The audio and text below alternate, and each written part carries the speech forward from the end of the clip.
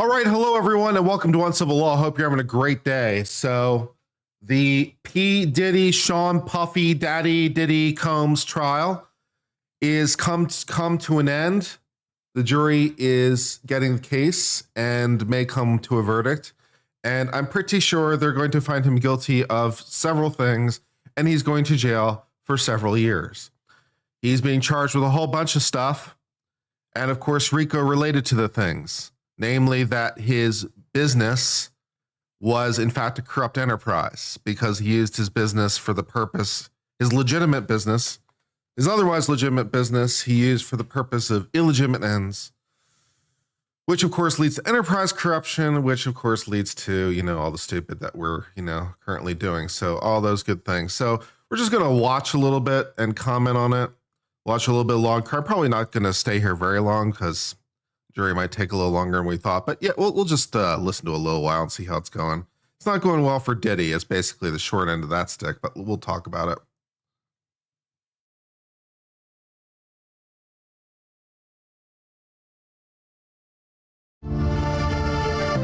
Exciting, loud graphic noises. Very dramatic. Law and crime. The drama is real. Good morning, everyone. Happy Monday. Welcome to Law and Crimes Live. It's happy Monday for some people. United States versus Sean Combs. I'm Chris Stewart. It's great to be with you. Today, we could get a verdict in the sex trafficking and racketeering trial of Sean Diddy Combs. The jury will begin deliberations today. We will be waiting to hear what they decide. Now, we're going to have live coverage throughout the day, during deliberations, once they begin. We want your questions this morning as well. You know what to do. Drop them in the chat here on YouTube. We have a great panel who will be joining me in just a moment, who'll be able to answer your questions. We'll read them right on the air. As we get things started, let's head out live to Lower Manhattan, outside the federal courthouse, where these deliberations will be taking place. That's where we find our Sierra Gillespie, host of Scandal here on Law and Crime. Sierra, good to see you once again. Outside the courthouse, today's a little bit of a different kind of day because there's no testimony. Closing arguments are done. First off, what does the scene look like there today, considering after jury instructions, it's going to be a lot of waiting? Yep, probably. Yeah, Chris, good morning. Thank you for having me back on. It's so fun to bring you guys updates, and I'm really excited to see what's going to happen today. As you said, we could get a verdict, and that's kind of why when I was walking over to the courthouse this morning, I expected something kind of wild, because at any moment we could have a verdict once those deliberations begin. Of course, jury instructions ahead of that.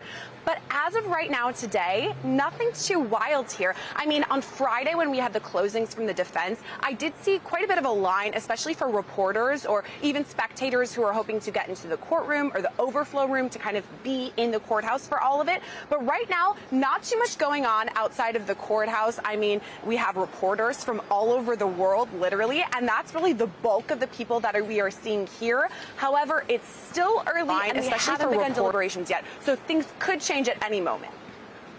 Yeah, it's going to be really interesting. I mean, we had some emotional closing testimony, closing arguments over the end of last week. And something to think about this week is that it's a short week because you have the 4th of July on Friday. So that's once fair the point. Jurors start deliberations, they'll be thinking about whether or not they could put all of this to rest by the end of the week. Sierra Gillespie is going to be with. They're going to put it to end by the end of the week. Yeah, that's always a good bet. And anytime there's a longer weekend, yeah. So I think they're going to definitely come with a verdict by Thursday. Yeah. What day is the 4th, incidentally? Hold on. It's Friday. Yeah, okay. So they'll definitely have a verdict by Thursday, I'm sure. And they may have a verdict sooner than that. Yeah, well, I wouldn't be surprised. Yeah, we'll see how it goes. But yeah, Thursday sounds very plausible. With us throughout the morning, throughout this hour. He's totally guilty. He is so incredibly guilty. We're starting to get some really good questions into the chat, so I'm going to bring in our panel of experts. The only question, I suppose, is how guilty is he, I suppose. Former associate warden at the Metro Detention Center in New York, where Sean Combs has been living for the last several months since he was arrested in September of last year. And Joe Richardson, civil rights attorney, also joining us to help break down what we can expect. Today, first off, they'll be going over jury instructions. The judge will be laying out how jurors can go about their deliberations. Joe, I'm going to begin with you because we are already getting probably the biggest question everybody has at this point. is when are we going to get a verdict? More specifically, let me ask you, what would you consider a long deliberation in this case? I would consider a long deliberation more than 3 or 4 days. I think they have some things to consider. There's 5 charges. There's 34 witnesses by the prosecution, even though the defense didn't do any. And they just got some evidence admitted. So I'd say if you're going past a few days, it's a long verdict. And, you know, you've got the holiday factor, too. There's an open question as to whether or not these guys are going to go past Thursday. The holiday factor is incredibly real. Because they don't want to come back after a holiday. It is just an inclination that juries sometimes do, and we'll see what they do. Can they get it done in a few days? Yeah, they could. But if it goes longer, particularly past the holiday, I would be surprised. Yeah, I want to dive into a little bit of how these deliberations actually work in just a moment, but I want to bring in Dr. Dwayne Hendricks with us right now, who's a retired senior warden with the Bureau of Prisons. That is the federal department that... Kanye released a song, Diddy Free. Kanye released a song? Oh boy, I bet he feels really good about himself now.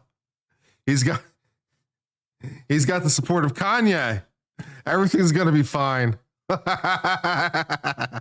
Sean Combs potentially could be living in if he's found guilty, but he's also the former associate warden at the Metro Detention Center from 2013 to 2016, which was before Sean Combs was sent awaiting trial. We do have a question coming in for you, Dr. Hendricks. This is from I Don't Care Bear number 1.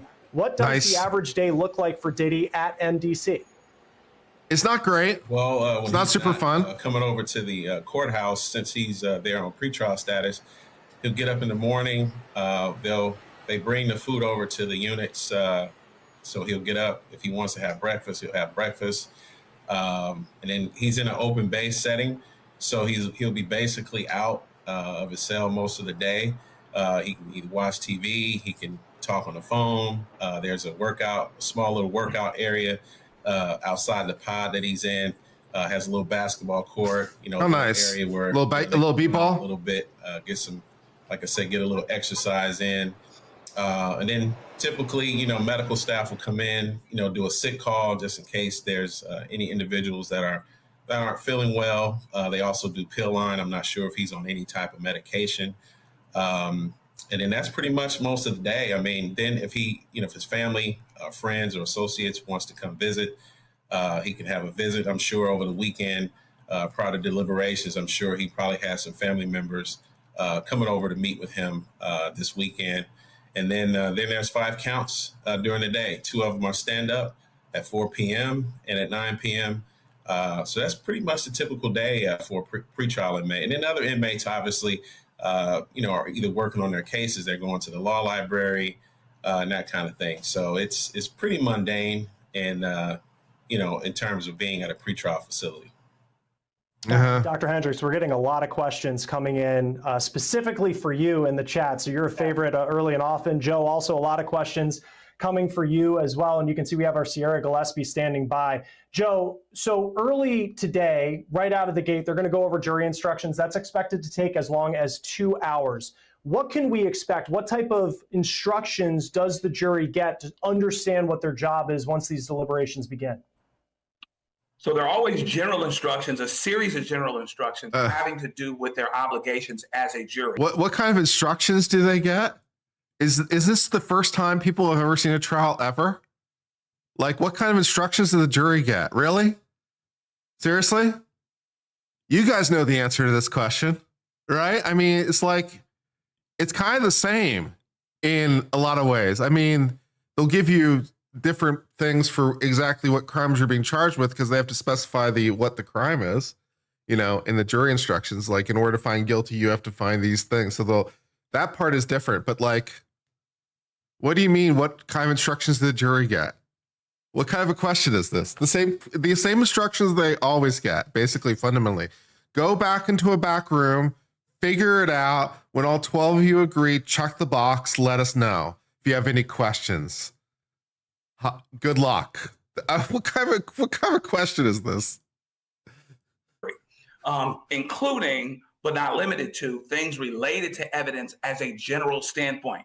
Here's how you're supposed to weigh evidence. here's where common sense weighs in. I'm not quoting, from exact jury instructions, but they do cover what their conduct is supposed to be as jurors, how they're supposed to weigh evidence, and then the specific causes of action themselves. Yeah. Okay. Great. As it pertains to, racketeering, this is what needs to be shown. And then there's some supplemental instructions or some instructions that go into a bit more detail about each of the causes of action. So there'll be right. In order to do racketeering for the Racketeering Influence Corrupt Organization Act, which is RICO, right? You need to show 2 predicate acts that are related to the same, what's the language? It's related to the same end or something. They have to be they have to be related to the same goal, I think is the language. But you have to show 2 predicate acts that occurred within 10 years. And incidentally, you don't even have to be charged with all those acts in the indictment because the statute of limitations for most federal crimes is 5 years. But RICO allows you to, as long as you can prove it. Now, you still have to prove it. You can't be charged with the underlying crime, but you can be charged as a RICO predicate, right? So that's an interesting, I suppose, little aspect of it, right? So, for example, if you were charged with felony murder, right, you're normally charged with felony murder plus the underlying felony, whatever it was, right? The robbery, for example. I went to the liquor store, right? I shot the clerk. He died during the commission of the robbery. So felony murder plus the underlying robbery, right? That's normally how that works. Now, in the RICO situation, because RICO allows a 10-year window, but only the statute of limitations is 5 years for most federal crimes, then you can wind up in a situation where it's charged as a predicate, but not charged as an independent offense, but no problem, right? So you have a thing that occurred 8 years ago. I can't charge you with that offense because the statute of limitations is gone, but I can use it as a predicate for the RICO. I still have to prove it beyond a reasonable doubt, just like I was charging you for the crime. It's just not you're just not being charged with the crime. We're using it as a predicate for another crime because crimes can be crimes unto themselves and also elements of other crimes, which is true for a lesser included, right? We've discussed that before too. Every murder is an assault. The crime of assault is baked into the murder. Every robbery is a larceny. The crime of larceny is built into the robbery. So you can use crimes as a crime unto themselves, and you can also use them as elements of other crimes. So that's how that goes. Cool, no problem. Great, moving on. And then, of course, the other thing you have to prove is part of RICO, of course, is you have to prove the corrupt organization. So you have to prove that there is a organization that exists for the purposes of facilitating the common criminal enterprise that the predicates are related to. And that organization can be a legitimate company that became corrupt, or it could just be an illegitimate organization, such as, for example, the mafia, right? The mafia, it doesn't have to be a lawful organization. So that's what you have to prove. You have to prove there's an organization that is become corrupt to facilitate a common criminal enterprise, and you have to show 2 predicate acts that occurred within 10 years, and you may not necessarily be charged with the crimes themselves, but if you can prove the predicate acts, you're there. And he's being charged with, I think, 8 different predicate acts, I think, and you only have to find 2 of them. That's the fun part, right? Because he's like, do you find RICO, and do you find it for these 8 reasons, right? And as long as you check any two of the reasons, you toast, baby, you toast. And, it's not looking really good for him on a lot of those predicates. So the jury may acquit him on some of the predicates, but it won't really matter very much in the end. General instructions about their conduct, the things that they're supposed to do, and how to weigh evidence, as well as things that are specific to the causes of action themselves. Again, it's supposed to take a couple of hours, and then it will be in the jury's hands. A couple more comments and questions coming in. I have to shout this one out from Nat Lai. Says I'm having a great hair day. Says, Chris, your hair is beautiful. I only bring that up because when you work with Jesse Weber, you really have to bring it. And he's going to be on at noon today. Great hair game. Check that out. Hair and crime. That's what we do here at Law and Crime. Dr. Hendricks, I'm going to turn to you right now. Someone asks here, I'll get their username in a moment. This is from Sparkle Thickness 57. Sparkle Fitness. Is P. Diddy Excellent. getting any sort of special treatment as he's been held at the MDC? A little, maybe. No, and I think probably the only special treatment he's probably given is where he's being housed in the East Building. MDC is set. There's two buildings. There's the East Building and the West Building. The East Building is mainly for the cadre inmates who are what we call trustees, inmates that can move about freely throughout the facility to work and program. So he's in an open-based setting, and he's housed with probably about 15 to 20 other individuals that are awaiting trial. Typically, as someone who's facing a RICO charge will be in the West Building with other inmates that could either be terrorists, could be major drug dealers, or violent criminals. So I would say probably the only special treatment he's receiving thus far is where he's being housed. Because if he is convicted, those conditions that he's currently in will definitely be different. Yep. Joe, I know you're a regular on Law and Crime. Kelly B's 6578 says, "Oh, it's if he gets charged, if he gets convicted of RICO based on these felonies, like he's not going to a minimum security prison. Yeah, he's not going to a camp somewhere. I think these are yeah. He's going. I don't know if he'll go maximum security, but he's not going to the least level security prisons. He's going to have a bad time for the next decade or so." It's Joe again. Hi, Joe. I think he lives there. So it's good to know that you've been on this for a long time. We've seen lunch breaks, as you typically do during trial. A question coming in from Jesse Davin is, will the jury typically work through lunch once they get deliberations? What does their day look like once this goes to the jury? Typically, their day is going to look similar to the time that they were normally in court hearing evidence. That's when they're going to be in deliberations. They will have lunch breaks. They will break for now. I don't know if they were going to be going after dinner or any of that kind of stuff, but typically their day from an hour standpoint, particularly in terms of breaks, including breaks, ought to look pretty similar than what they did while they were hearing testimony. And then, Sierra, I want to bring you in on this because you've covered this trial every single day over the last 7 weeks that Sean Combs has been sitting there listening to testimony for you, and you've broke down every single bit of witness testimony along the way. If you were a juror and you go into that jury room and you start thinking about the testimony, who is the witness that stands out to you? This is such a great question because we have to think about, as you said, Chris, 7 weeks of testimony, all from the government. Trump has promised a pardon. I find that very unlikely that Trump would pardon this. That doesn't sound plausible at all to me. But I mean, it is federal. He can, but I don't know that he wants to burn his political capital on this. But okay. I don't know that. Also, I don't think so. But okay. And I was thinking about this because today we could begin with deliberations, right? But to me, there's no way that these jurors went home over the weekend and didn't think about the closings, right? There's just no way. I know they're not talking about it, but before they go to bed, when your head hits the pillow, you're okay, that's a nice looking jury room, man. I've seen worse, man. If that's the jury deliberation room, I guess the federal courts, they have nice look. They've got a whiteboard. They've got nice little tables. They've got a microwave. They got a fridge in there, man. A little carpeting, man. Jury deliberation room looks tight, man. Got nice little chairs. Excellent.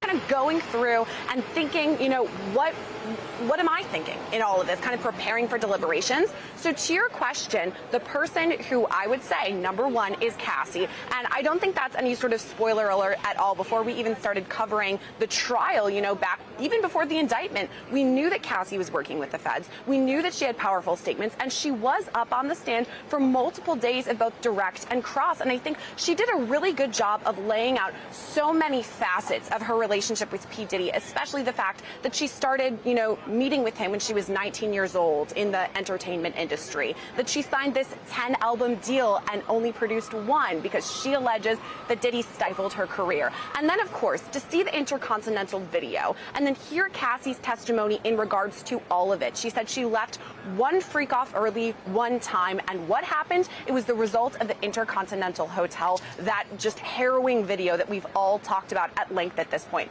So if I'm a juror, I'm going to go through Cassie's testimony, of course, Jane's testimony too, and Mia, and those are the ones that are really, really going to stand out to me. Right, and that 2016 video, you can't talk about it enough because it's come up so many times, came up in closing arguments, not just because of what you see Sean Combs do to Cassandra Ventura in that video, but you also think about what happened after the fact. Christina Coram calling the security at that hotel. Eventually, you hear Eddie Garcia on the stand talking about how he got paid $100,000 in cash to turn over what Diddy thought was the only copy of that video. But we know in 2016, or excuse me, last year it ends up being leaked to CNN, and then everything goes from there. Got a couple more questions coming in from the chat. Dr. Hendricks, I want to bring you in on this. Where is Diddy held during jury deliberations? He'll be held either in a holding cell or maybe somewhere in an area where he can meet with his attorneys while they're deliberating. They will keep him over at the courthouse until the judge ends the today session. So as long as they're deliberating and there could be a decision made, he will be in the courthouse. Exciting. That question came from Sapphire 9841. Questions coming in hard and fast today, so we really appreciate it from everybody. Joe, a question I'll start with you, but this is one really for the panel. This is from Alexander Mateo 9582. With the government's case not being so clean cut, what are the chances of Diddy not being convicted of anything at all, Joe? Very poor. If you pay attention to the evidence, I think there's a good argument that he ought to be convicted on transportation with intent to engage in prostitution. All of the elements seem to be there. That being said, there's this star factor thing that happens, and those that have heard me on Law and Crime have heard me say this a couple times, that I'm still surprised he got off of the Shine case 25 years ago. And so there's part of me that's not going to believe that Puff is going to get convicted until it actually happens. So is it possible that he's not convicted on anything? It's possible, particularly if the jury cannot separate the wheat from the chaff. If they don't believe that this is a criminal enterprise at all, it shouldn't carry over to transportation to engage in prostitution, but it could, because the government is presenting this thing whole to some people's minds. And so there's always a chance. What do you mean it shouldn't carry over? I mean, to the underlying predicates, if he's being charged with the actual underlying offenses? I mean, obviously it would kill the RICO, because the RICO has to be for a criminal enterprise. So if they don't believe it's for a criminal enterprise, then that kills the RICO, I suppose. But that seems implausible. I mean, it seems very proven to me. He had an organization that existed and used that organization to facilitate the crimes. And so, yeah, okay. That the jury may reject it whole. But on the evidence, should he be convicted of something? Probably so. And Sierra, kind of turning that question to you, because you cover celebrity all the time. And Sean Combs, we all grew up with him, fans of his music. Maybe you watch Making the Band. And there was probably 4 members of the jury, I would imagine, some starstruckness happening. I mean, you see Sean Diddy Combs, you realize during the voir dire process that this is the case that you're part of, but then you've been in the room with the guy for the last 7 weeks. We know how courtrooms can be, and we've heard from Elizabeth Milner, our reporter who's been in the courtroom, that there are times that jurors, they look exhausted. How much do you believe the celebrity of Sean Combs, who also, by the way, from what we've been told, looks a lot grayer, a lot older than maybe the Diddy you remember growing up with, how much could that celebrity impact the jury? He can still write music from prison. His ability to record it might be compromised, but maybe he can make a phone call or something and lay down those vocals over a phone call. Probably can be cleaned up. Yeah, so he might still be able to record music from prison. And can write about the chain gang or something. I don't know. We'll figure something out. Okay, Chris, I have to start by talking about making the band because I love the reference, and I think it does just go to show how far back Diddy goes in the timeline of all of us growing up and, you know, being just part of pop culture from the 90s onward. So you're right to say that he's been with us for so long as this recognizable figure. And we saw this during voir dire, right? That some of the jurors said, yeah, I know him. Some said, okay, yeah, I listen to hip hop music. It's hard not to know who P. Diddy is. And also we've heard testimony from witnesses too on the stand, multiple people calling Diddy larger than life. So you know that when you see him for the first time as a juror, you're thinking, okay, this is the Grammy award-winning P. Diddy. I remember that video. I remember Bad Boy for Life. Whatever it is that they're connecting him to, maybe getting the key to New York City where I am right now, right before his indictment, you know. So of course they're going to be thinking about that right away. However, as it goes on, perhaps Diddy becomes more and more humanized to them, right? Hearing some of the things that maybe aren't as glamorous as celebrity, perhaps cleaning up lube or baby oil from the Beverly Hills Hotel, for example. That's not something I generally think of when I think of celebrities, which, by the way, Chris, you did say this. And I don't know, man. I don't know. If you know anything about celebrities, or at least some of the legends that have been told about sometimes what they do to hotel rooms, you know, there's sometimes they're not very nice. They're not very respectful to the hotels. So if it's not what you think about celebrities, maybe you don't know enough about celebrities, or at least the musicians. They seem to have some problems sometimes. Thank you for introducing me as the host of Scandal, which if you guys like what we're talking about with celebrities, make sure to subscribe to my channel because that's where we talk all things celeb, including Diddy. But to your main question here, Chris, is this something that the jurors are going to take into the deliberation room? Well, they're not supposed to. It's not whether they like Diddy or don't like Diddy. It's whether the government has proved their case beyond a reasonable doubt. They have. But to me, easily, if I, Sierra Gillespie, am a juror on, you know, deliberating on all of this, I think it's really tough to separate those things. Maybe this is something that Joe can speak to more too. The fact that if we don't like the defendant, maybe we're more likely to convict. So I don't know how ethical that is, but it could be there in the back of their minds. Yeah, Joe, I'll turn that to you because I'm just looking at a list of the jurors and what we know about them. For as much as I'm 37, grew up with Sean Combs, you have people, you know, a female, she's a treatment coordinator, she's 74 years old, someone who worked in finance, he's 68, another one 67, 68, so it's not necessarily. Okay, investment analysis, age 31, scientist, age 51, social worker, age 39, architect, age 57, field technician, age 68, logistic analysis, age 67, finance, unclear age, and then we get into the females. So those are all the males. And the females, we got a deli clerk, age 30, dietary aide, age 42, treatment coordinator, age 74, physician's assistant, age 43, massage therapist, age 69. Massage therapist on this case might be an interesting juror.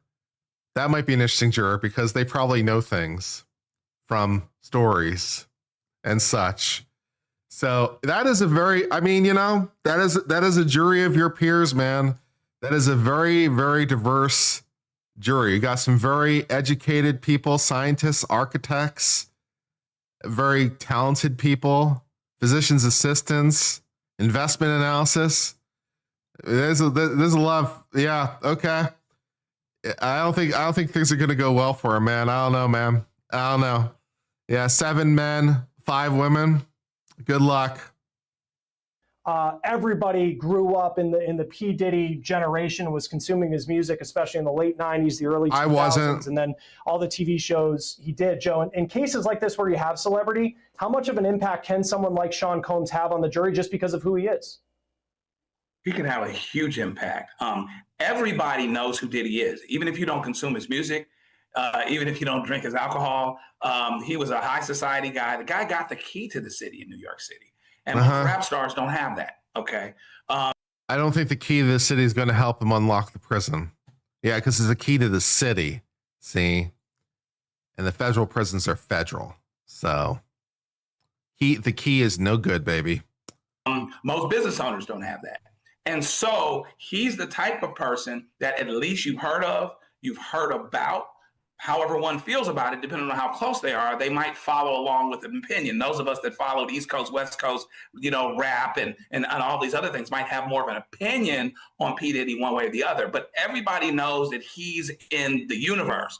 And so the question becomes, hopefully the jury is objective about evaluating evidence and things like that. But there's always this potential problem for jury nullification, where if for their own righteous indignation, I think there's some people that really love Diddy on the street still. He's not doing so well with the government nowadays, but I think that there's some people on the street that love Diddy. And is there a possibility that they could actually ignore the evidence on some level and find him not guilty anyway?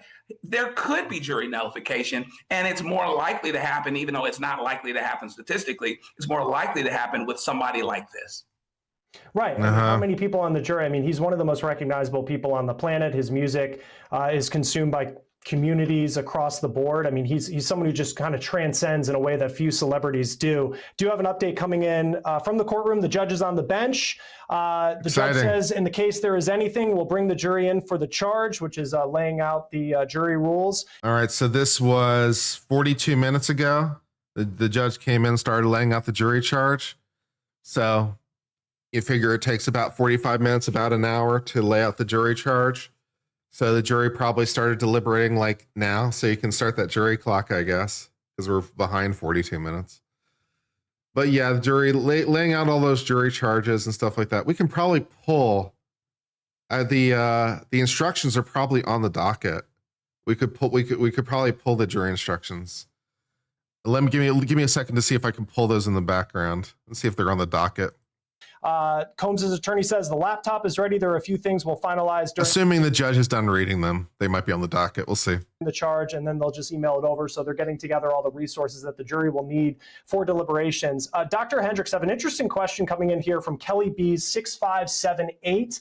But before I ask it, I do want to play a clip. And this is of Sean Combs' kids. He has 7 kids who sang him happy birthday while he was held in the MDC. This was on November 4th of last year. Let's play that video. Not yet. Birthday to Daddy. Happy birthday to Daddy. Happy birthday. Daddy. Proud of y'all, and thank y'all for being by my side and supporting me. I love y'all. I got the best family in the world. Kid getting that. Look at that kid, man. Look at that kid. Kid just going down, licking that frosting right from the cake, man. That kid has no waiting, man. It's like I've sang the song, I want my frosting, man. Thanks to y'all giving me this call. Thank you. No, nothing on the docket yet. There's nothing on the docket from today yet. So not yet. But we can read the original indictment. That'd be fun. Let's take a pause for a moment and read the indictment in this charge. That's fun. Or it is what it is, but we'll read the indictment. All right, let's see. Order to unseal indictment, unredacted indictment, order to unseal indictment motion. Okay, indictment unsealed. Okay, I think this is unsealed. Excellent. All right, so we get the super special indictment that was originally sealed, but then became unsealed. Very exciting. All right. The sealed indictment, dun, dun, dun, which became unsealed later. United States of America versus Sean Combs, also known as Puff Daddy, also known as P. Diddy, also known as Diddy, also known as PD, also known as Love. Very exciting. The grand jury charges the following. For decades, Sean Combs, Puff Daddy, Diddy, Love, the defendant abused, threatened, and coerced women and others around him to fulfill his prurient desires, protect his reputation, and conceal his conduct. To do so, Combs relied on employees, resources, and influence of a multifaceted business empire, there's your RICO, right, that led and controlled, creating a criminal enterprise whose members and associates engaged in and attempted to engage in, among other things, the prurient trafficking, forced labor, kidnapping, arson, bribery, and obstruction. Exciting. Sean Combs also, I'm not reading it every time, but Sean Combs, the defendant, operated his business, headquartered in various times in Manhattan. So there you go. That's for your jurisdiction, right? The business was at times headquartered in Manhattan. So there's your jurisdictional hook. in Los Angeles under a variety of United States-based corporate entities, including Bad Boy Entertainment, Combs Enterprises, and Combs Global. Corporate entities in the Combs business include, among other things, record labels, recording studios, apparel line, alcohol spirits, marketing agency, and telephone and television network. At all times, Sean Combs, the defendant, engaged in persistent and pervasive pattern of abuse towards women and other individuals. This is at times verbal, emotional, physical, and sexual. As part of the abuse, Combs manipulated women to participate. Make this a little bit bigger. There we go. Manipulated women to participate in highly orchestrated performances of sexual activity with male commercial sex workers. Great.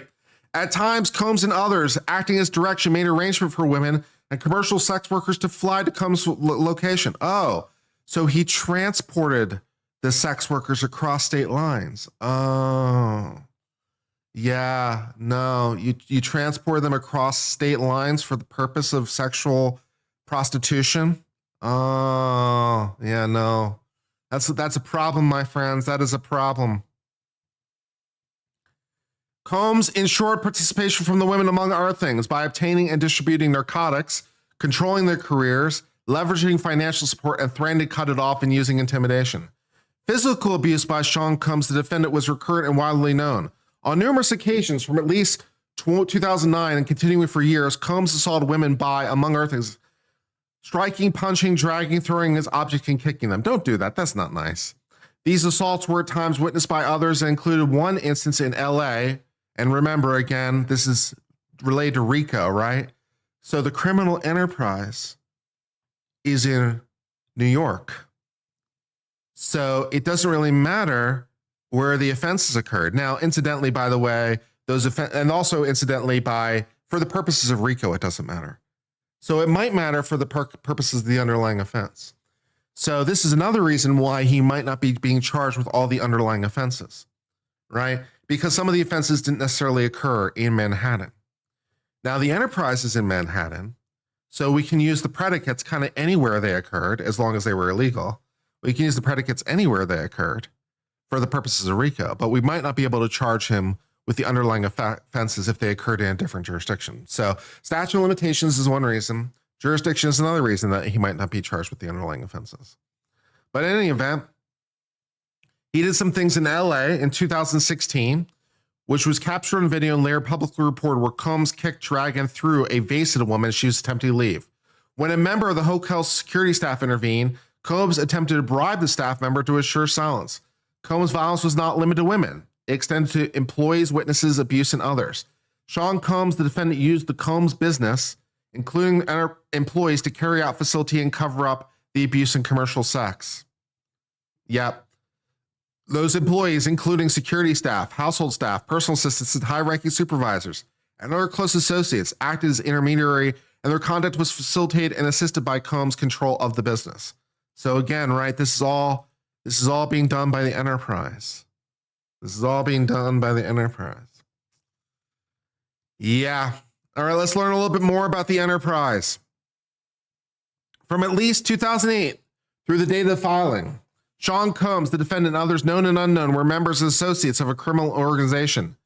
Members and associates of the Combs enterprise engaged in and attempted to engage in, among other things, sex trafficking, forced labor. Slavery is still illegal, guys. In case you didn't know, slavery is in fact still illegal.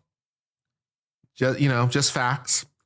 Interstate transportation for the purpose of prostitution. Again, that traveling across state lines, man. Yeah. Coercion and enticement to engage in prosecution, the narcotics, kidnapping, arson, bribery, and obstruction of justice. The Combs enterprise, including its leadership, members, and associates, constitutes an enterprise as defined by law. That is a group of individuals associated, in fact, although not a legal entity. So it doesn't have to be a legal entity. It doesn't have to be a formally organized business. It can be, but it doesn't have to be. It just has to be a group of individuals that is together for the purpose of a organization. The mafia will be fine. The mafia is not legal, but it's an organization. So it can be a legal entity. It can be an illegal entity. If it's a legal entity, that leads to enterprise corruption, which is also very exciting and fun. Combs Enterprise consisted of Sean. I'm surprised, incidentally, the state of New York has not charged it with enterprise corruption. Maybe they will at a later time, assuming they still can. The state of New York, of course, has an independent cause of action because the enterprise was based in New York. So, assuming there's anything left, they could seize control of the enterprise. So, Combs Enterprises could become owned by the state of New York, depending on how things go. So, we'll see. Or at least run by the state of New York, managed by the state of New York. The Combs Enterprise consisted of Sean Combs, entities within the Combs business, including but not limited Bad Boy Entertainment, Combs Enterprises, and Combs Global, individuals employed by and associated with Combs, and others known and unknown. Yeah. The Combs Enterprise constitutes of an ongoing organization whose members function as a continuing unit for the purpose of the objectives. The enterprise as a whole is continuing. The membership might change, but the enterprise lives on. The Combs Enterprise was engaged in activities affected interstate and foreign commerce and operated in the Southern District of New York, which gives them the jurisdictional hook. At all times relevant to the indictment, Sean Combs was the leader of the Combs Enterprise. He's the Mafia Don. Sean Combs, the defendant, others known and unknown, participated in unlawful and other activities related to Combs Enterprise. These individuals include certain business employees, such as members of his staff, household staff, personal assistants, and high-ranking supervisors. The purpose of the Combs Enterprise included the following: operating global business in media, entertainment, and lifestyle industries, including, among other things, record label, recording studio, apparel line, alcoholic spirits, marketing, and television. Those are legal. Preserving, protecting, promoting, and enhancing the power, reputation, and brand of Sean Combs, the defendant, as a musician, entrepreneur, and figure in the entertainment industry. That's also legal. Enriching members and associate members of the enterprise, including its leader, and particularly those who demonstrate loyalty to Combs and willingness to conceal his crimes. That's less legal. Preserving, protecting, promoting, and enhancing the power of Combs, including the power of its leader through violence, use of firearms, threats, coercion, verbal, emotional, physical, and sexual abuse. That also less legal. Fulfilling the personal desires of Combs, particularly those related to Combs' sexual gratification, including through the exploitation of women and use of commercial sex workers. That might be legal in, if we were in like Nevada or something, but we're not, so probably not so much, yeah.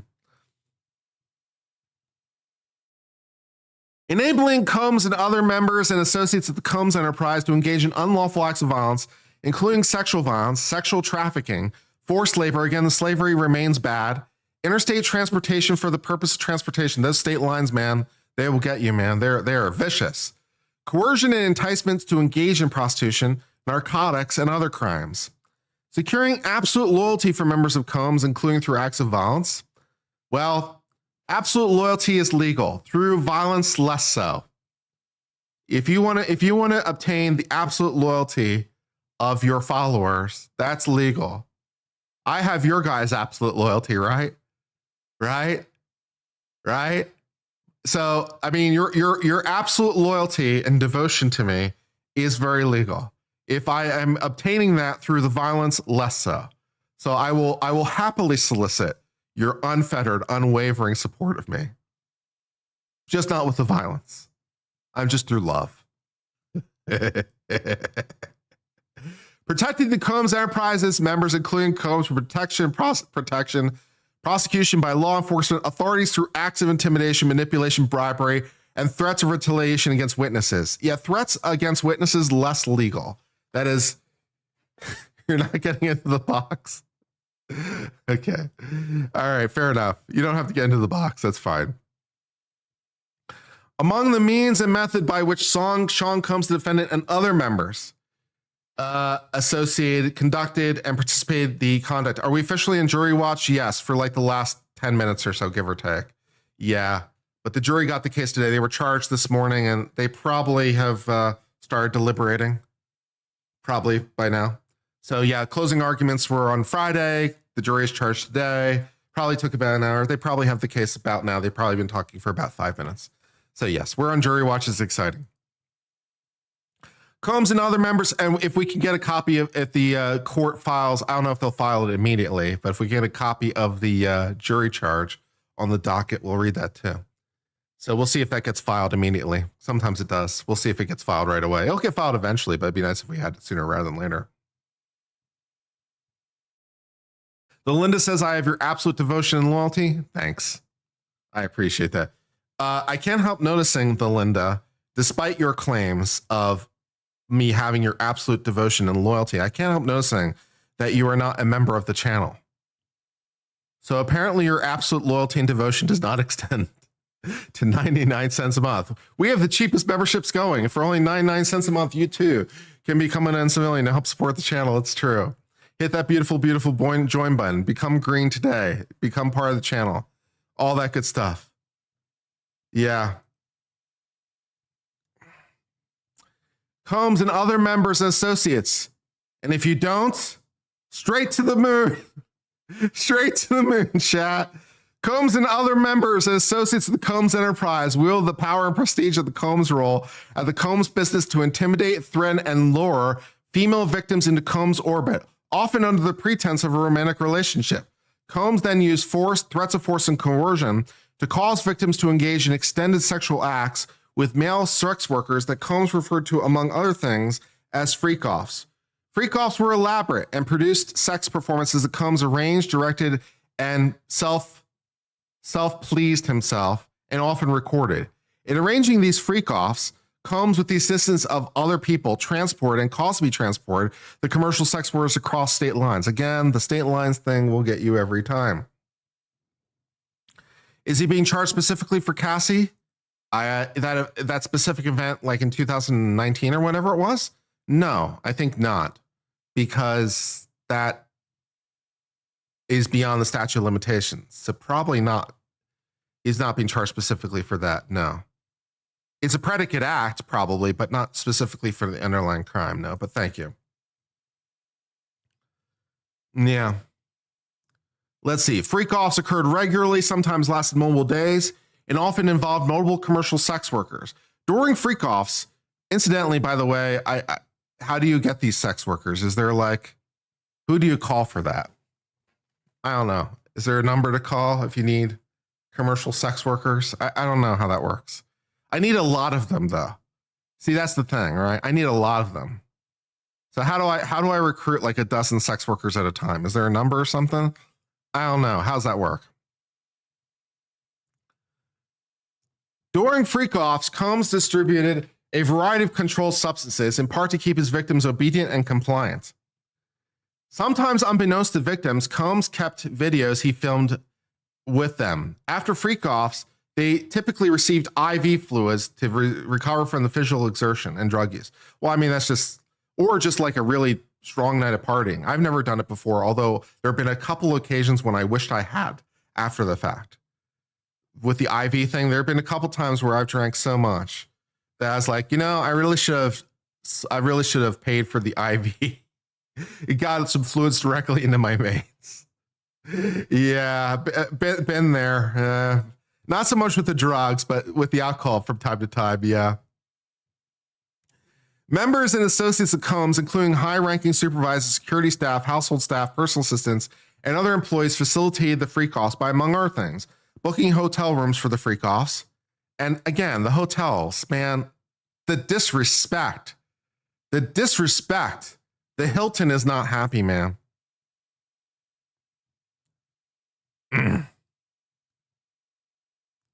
Stocking hotel rooms in advance with the required supplies, including controlled substances, baby oil, lubricant, extra linens, and lighting. Cleaning the hotel rooms after the freak-offs to try to mitigate room damage. They at least tried to clean their rooms. I will give them props for that. I'll give them props. Their motivation may have been to cover up the crime, but it was rented space, and they have an obligation to return that space to back the way they found it. So I'm actually going to give them credit for trying to clean up the hotel rooms. How well they did that job, I mean, is leaves to be desired. But they're supposed to return the room in the condition they found it. Be a good tenant of the hotel. So I'll give them a pass on that one. Arranging for travel for victims, commercial sex work and Combs to and from the freak-offs, resupplying Combs with requested supplies, delivering large sums of cash to Combs to pay the workers, and scheduling the delivery of IV fluids. Again, man, the IV fluids, though, you know, that's just a really big party. In and around March of 2024, during searches of the residence in various locations, they seized supplies, including narcotics, and more than 1,000 bottles of baby oil and lubricant. That is a lot of baby oil, man. Who needs that much baby oil at once? Why are you stocking baby oil? I actually don't really understand why you're stocking baby oil, because you can buy it anywhere. It's baby oil. You get it from Amazon. I mean, what are we doing over here, man? Why do we need 1,000? Why do we need 1,000 bottles at the ready? What is with this emergency baby oil supply? We need 1,000 bottles ready to go? Jesus Christ, man. Combs subjected victims to physical, emotional, and verbal abuse to cause the victims to engage in freak-offs. Yeah, you know, if you are coercing people into having sex, that's rape, right? Even if you're not the one doing it, even if you're not the one, you know, having the penetrative act. If you are coercing someone into having sex with someone else, that's rape. Even incidentally, if the other person didn't know that, hypothetically, right? So if I coerced you into having sex with a third person, but the third person didn't know about this, the third person may not be guilty of rape, but I might be, right? Because the third person might not have knowledge relating to lack of consent, right? So they might not be guilty of rape because perhaps they don't know. But you can charge me. Bad day for me.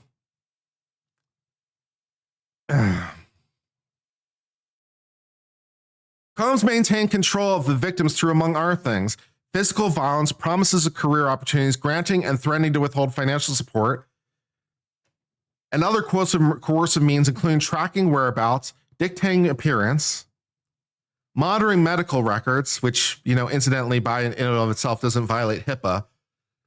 Before someone screams HIPAA, right? He's not a covered entity.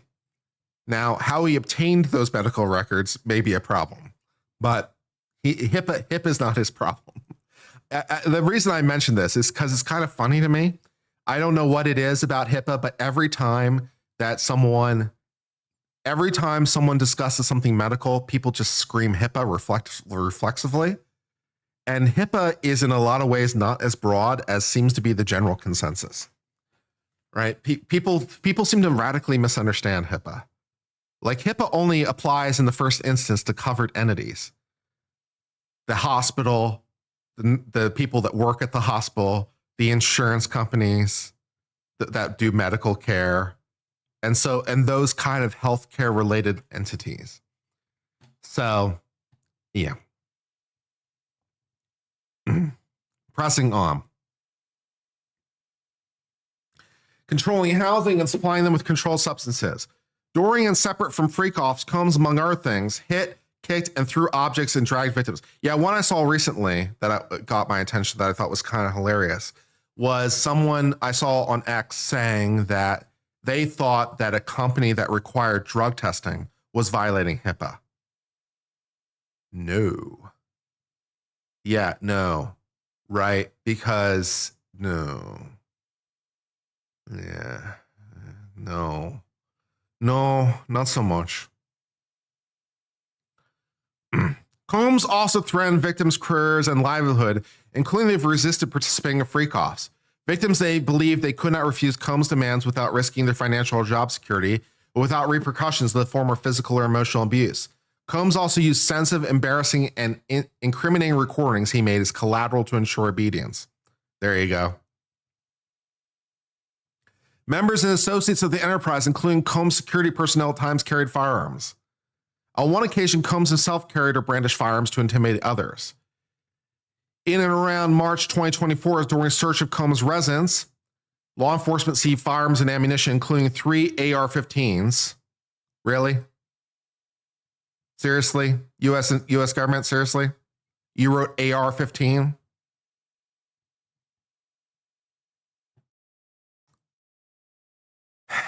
with defaced serial numbers, as well as drum magazines. Members and associates of Combs' enterprise enabled Combs' control over victims by following his directions regarding financial payments to victims, advancing or suppressing career opportunities, and acquiring controlled substances. Combs used to keep the victims compliant. Members and associates of Combs at times witnessed Combs' violence towards the victims or injuries caused by Combs without intervening. Instead, members and associates of the enterprise helped conceal the violence and abuse by, among other things, assisting Combs in monitoring and preventing victims from leaving locations, such as hotels or residents. Oh, they prevented victims from leaving? Oh, yeah, that might be kidnapping. Someone wants to leave and you won't let them leave? That might be kidnapping. Yeah, could be. You're restraining someone's movements? Yep, that's a problem. All right. These occasions include instances in which the victim was required to remain in hiding, sometimes for several days, to recover from injuries Combs inflicted without being publicly observed. Members and associates of Enterprise also assisted Combs in locating and contacting victims who attempted to flee his abuse. When employees witnessed his abuse or other threatening behavior, Combs and members or associates of the Enterprise engaged in acts of violence, threats of financial and reputational harm, and verbal abuse. These acts of violence included kidnapping and arson. Please do not light things on fire. In addition, on multiple occasions, Combs threw both objects and people. He threw people, okay, as well as hit, dragged, choked, and shoved others. When Combs' authority or reputation was threatened by the possibility of negative publicity or legal or law enforcement, including on or around late 2023, following public allegations of crimes, Combs and members and associates of the Enterprise pressured witnesses and victims, including through attempted bribery. And here, right, this is trying to pay off a witness to prevent them from reporting. Yeah, that's a problem. Including through attempted bribery to stay silent and not report what they knew to law enforcement. On phone calls, Combs and others provide these victims and witnesses with false narratives of events in an effort to conceal. So they gave them information that they would then relate to law enforcement, potentially federal law enforcement. So they induced people to lie to federal law enforcement. Great. The racketeering conspiracy. From in or about 2008 through the date of this filing, in the Southern District of New York and elsewhere, Sean Combs, the defendant, and others, known and unknown,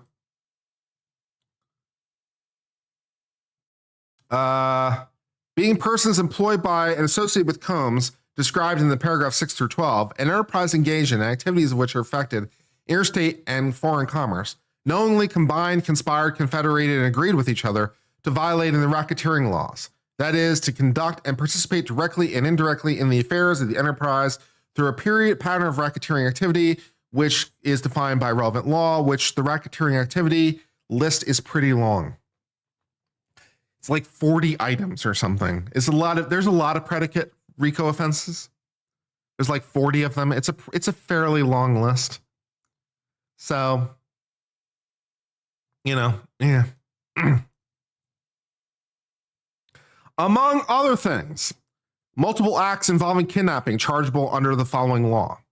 And then they charge various law. And some of this was dropped, incidentally. The attempted kidnapping was dropped for some reason by the federal government. So they dropped the attempted kidnapping element, but not the entire charge. Multiple acts involving arson chargeable under the following provisions. Again, I think they dropped a portion of this, but not the entire thing. Multiple acts involving bribery charged under the following provisions. Multiple acts indictable for relating to tampering with a witness. We've discussed that. Multiple acts relating to forced labor. Slavery is still illegal. Multiple acts relating to sex trafficking. Multiple acts relating to transportation inducement for the purpose of transportation. Again, the traveling across state lines. Multiple offenses involving drugs. Yeah, and so again, so that's H, right? So that's 8, right? So you need 2 of these. So you need 2 of them in every box. Oh no, let me restate that. You need 2 of them but you can only charge each thing, or you can only, as a predicate act you only need one, okay, of the thing. So for example, it says here multiple acts involving kidnapping. So the government has to prove one act of kidnapping chargeable under various law. So they might charge multiple acts of kidnapping, but they only need to prove one. And for the purposes of RICO, they can only use one. So one is both sufficient and necessary and dispositive, right? So they might charge him with 8 offenses of kidnapping, hypothetically. They only need one of them. And if they prove one of them, the other ones become irrelevant for the purpose of RICO, because they need the category, right? So they need 2 of the categories for the purpose of RICO. So one category is the kidnapping as charged under various state law. Okay, cool. Now note, please, of course, that this is California, right? Again, doesn't matter that this has happened in California.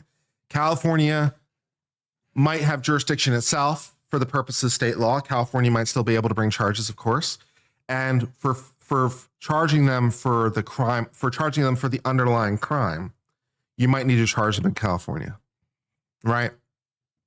So if the federal government wanted to try to charge him for the underlying crime, they might have to charge him in California.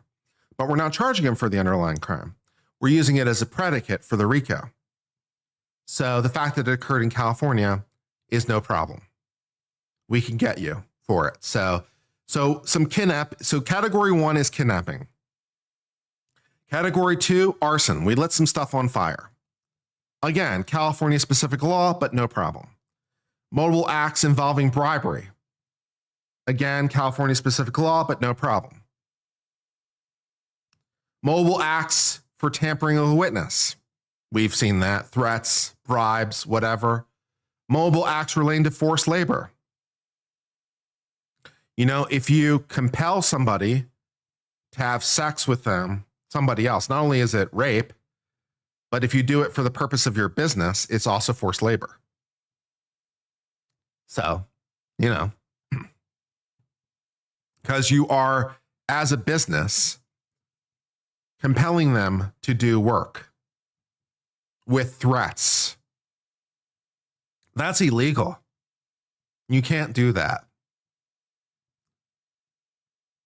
Multiple acts relating to forced labor, multiple acts relating to sex trafficking, multiple acts related to the transportation and inducement for prostitution across state lines.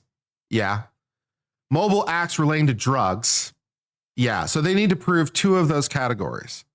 And yeah, I mean, they've got the drugs easy.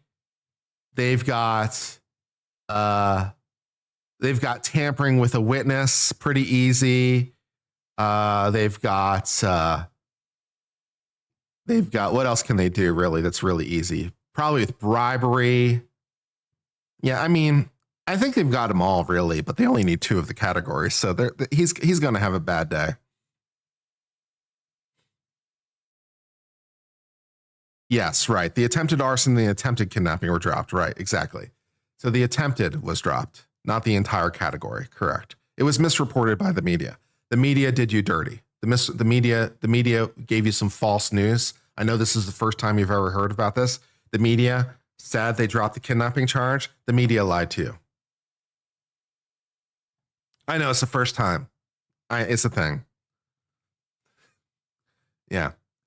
It was part of the conspiracy that Sean Combs, the defendant, agreed a conspirator would commit at least 2 of the effects in the conduct of the affairs. Yep. From or at least 2009 up to and including 2018, in the Southern District of New York and elsewhere, as part of the agreement and participating in the conduct of the affairs, Sean Combs, the defendant, agreed to affecting interstate commerce, knowingly recruit, entice, harbor, transport, provide, obtain, advertise, maintain, patronize, and solicit by any means a person knowingly and disregard to means of force, threats of force, fraud, coercion, and any combination that would cause the person to engage in a commercial sex act in violation of law. Yeah, all those stuff. So those are all sentencing. So charge 1 is the RICO. Charge 1 is RICO. Now we're going to get into some underlying offenses. sex trafficking by force, fraud, or coercion.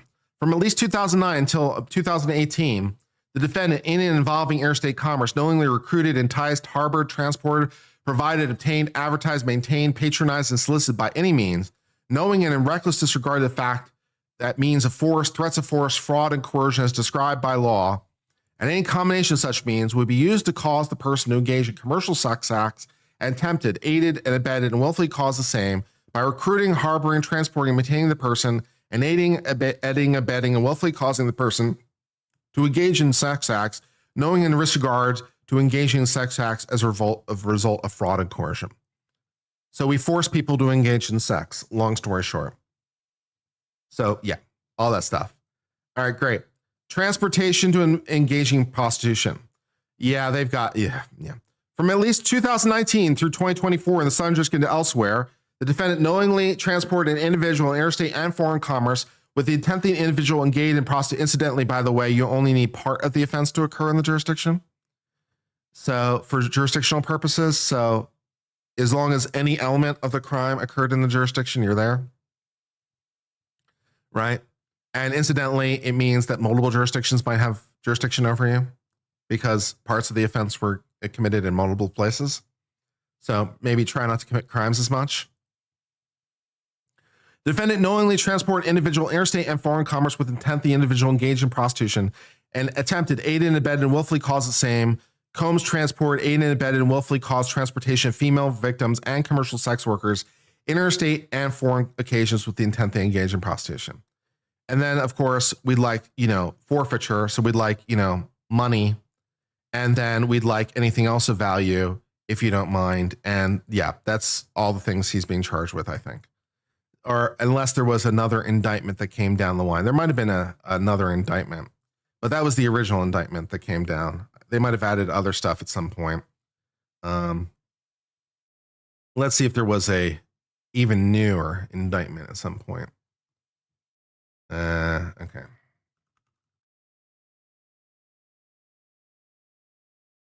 Let's see. Okay, so there's a couple superseding indictments. All right.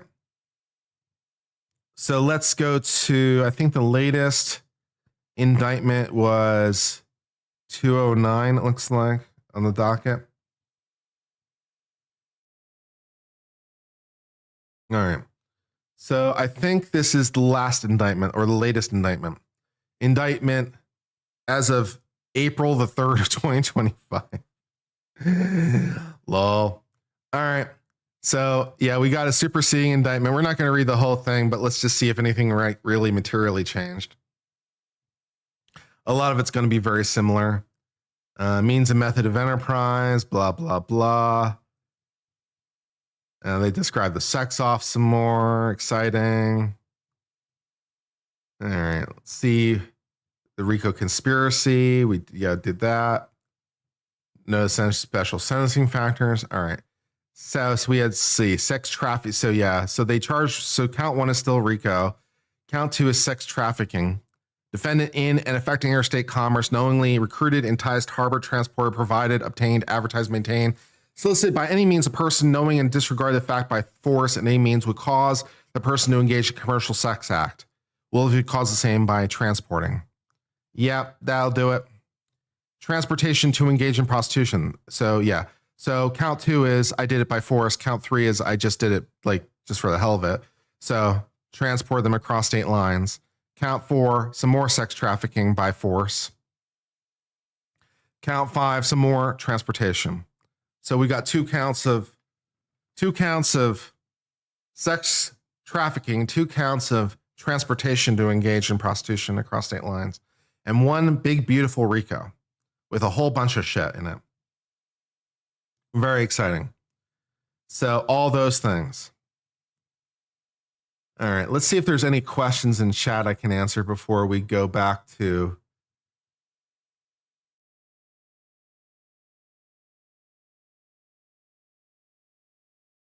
the broadcast. Yeah. So why did we read the out-of-dated one? Because it was the first, give me a break. Give me a break is why. I thought RICO was a way of charging a group together rather than a separate charge. No, it's a charge unto itself.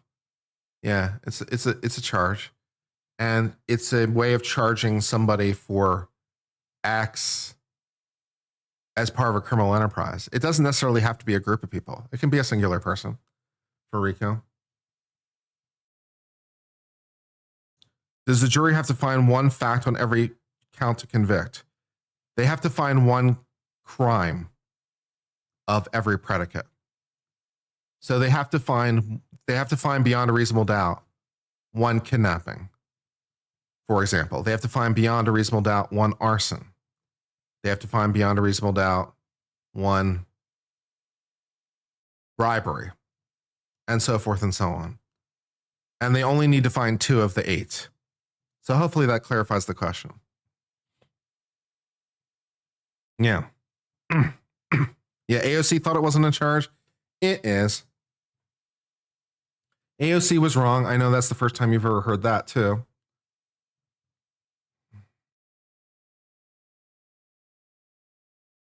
Yeah.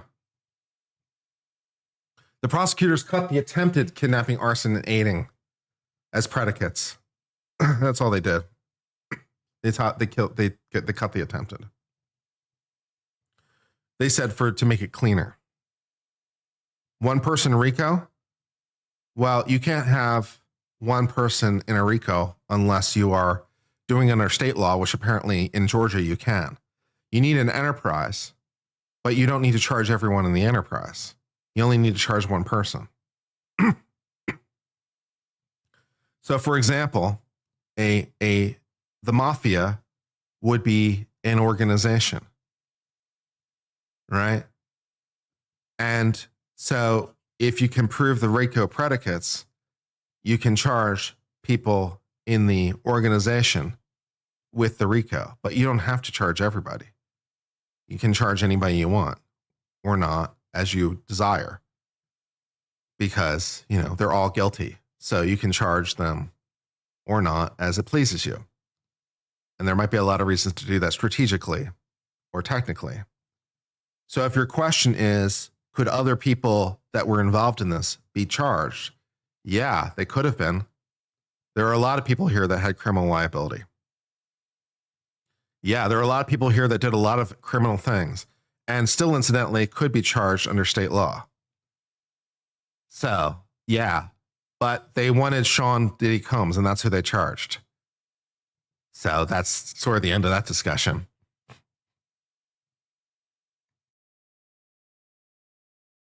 Two or more persons, right, for the organization. Yes, you need to have a organization in the federal law. In federal law, you need an organization. So you need 2 people because you can't have an organization of one person. It doesn't make any sense. In Georgia, apparently you can under Georgia state law, but I digress. Apparently you can have an organization of 1, whatever, but that's Georgia state law. Under federal law, yes, you need an organization that has mobile people in it, but you don't need to charge mobile people. Yeah. So that's how that works.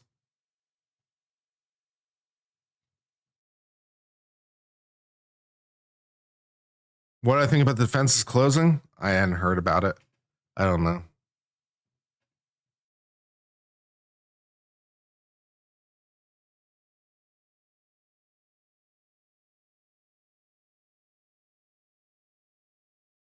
I think the defense has. I think Sean Combs is going down hard. Is what I think. I think he's going down incredibly, incredibly hard. Let's watch some more of this law and crime discussion from earlier. Very much. I love y'all. Love you more.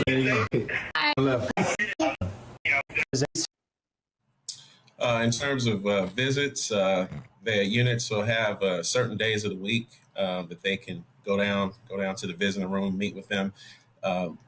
In terms of the pop-up, how good a counsel do I think Diddy paid for? I'm sure Diddy found the very best lawyers he can, but the very best lawyers can only do so much, man. Right? The very best lawyers can only do so much. We're stuck with the facts you give us. sometimes we can do something about that, but not necessarily, right? It's like, I'm sure he found the very best lawyers he can. And the very best lawyers is like, yeah, we got nothing. But you know, that's just the way it goes, man. I mean, he's only in this unit with 20 inmates. So on the days that his family can see him, they'll have some additional time with him. They can obviously speak with him on a daily basis, you know, up until the time they're locked down or actually in the dorm he's in. You know, he has to be on his bunk, you know, prior to the 9 p.m. stand-up count. And then obviously he sees him every day in court. You know, seeing that video, it just goes to show you, other than the alleged victims in this case, the biggest losers in all of this is his family, especially his children. Being a father of, you know, 3 small children, 1 in college. It's a tough thing to see, you know, and it's, you know, being a warden and being in corrections for over 30 years, you know, one of my professional priorities is always family reunification and making sure that they maintain those bonds with their families. So he's obviously at a critical moment. Either he's probably going to be with him this weekend or maybe sometime next week, depending on how long the jury deliberates. No. Or he could be away from them for a long amount of time. So I'm sure they were with him this weekend, spending some time with him, bonding with him, obviously before. Yeah, and you just think of that video, and no matter what your opinion is of this trial, of this case, of Sean Combs, especially his youngest, as a girl dad myself, who's a girl dad to a toddler, it's tough to watch, and it does kind of bring the human part of this in. Just getting an update from the courtroom, the jurors have entered. They are now getting instructions. Yeah, so this was an hour and a half ago, so the jury is definitely deliberating at this point. From the judge about how they'll go about their deliberations. Sierra, just because we are talking about Diddy's family, there was a piece of news that came in at the end of last week, a new civil lawsuit, not only naming Sean Combs, but also naming his son, Justin. Yep. Some very tough allegations from a woman being brought forth by Tony Busby's law firm, who's brought several. Tony Busby is an interesting guy. We interviewed Tony Busby before. He represented Paxton during the impeachment hearing in Texas. So we interviewed Tony Busby. He is a interesting guy, intense, but a little. He definitely is a person that divides opinions. But I tend to like him a little bit, or at least what I know about him. But he's a little eccentric for lawyers. But to be honest, I kind of admire that to some degree, because I really dislike the typical white shoe lawyer. It's just so safe and banal and boring that I really don't go in for the safe, banal, corporate white shoe attorney. It's like so boring. So I do appreciate that Busby has some personality to him. It's nice. Civil suits against Diddy that is separate from the trial that we're talking about here. But what have you learned? What updates do you have about how that is proceeding? Yeah, Chris, I'm happy to break it down because one of our lights just had an issue, but we're good. I'm happy to break it down for all of you. And I first wanted to say thank you to everyone who's watching, because we have been getting a lot of amazing viewer questions and comments. And one person, our producer Jordan, sent this to me. Nat Lee says, OMG, I love Sierra. So I wanted to give her, I'm assuming, a shout out. So thank you for watching. And as Chris has been saying throughout all of this, not only does Chris have amazing hair, but please keep writing us all of your questions, because we love to hear them.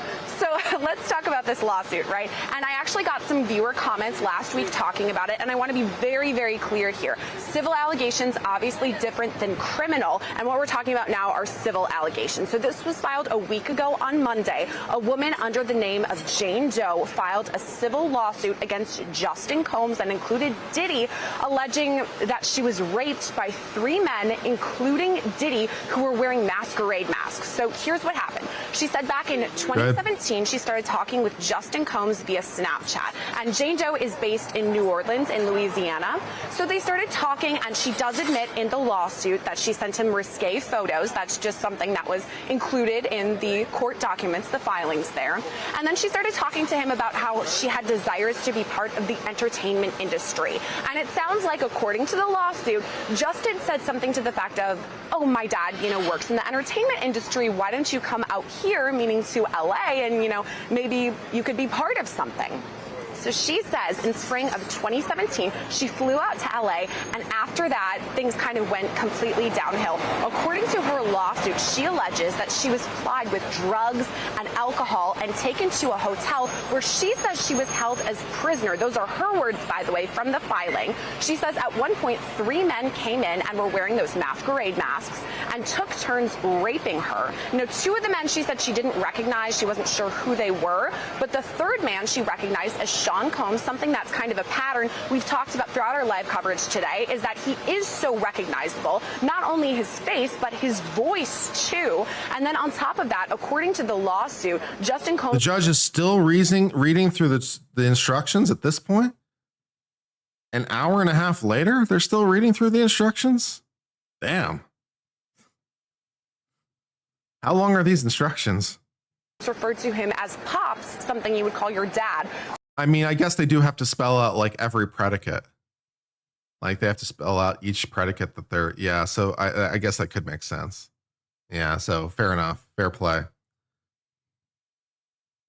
So she kind of deduced based on those things what he looked like, his voice, and that Pops comment that perhaps this was Sean Combs. So she filed this lawsuit. Of course, Justin Combs's team has completely denied all of this, and I actually believe that I have the statement throughout all of this. I have so much going on here, but here I have it. Why are there so many instructions? Well, presumably because they have to spell out each of the predicates under the relevant laws, and depending on how many they're trying to like establish, they might have to like lay them out individually. Yeah. So that's fair. That's fair. Yeah.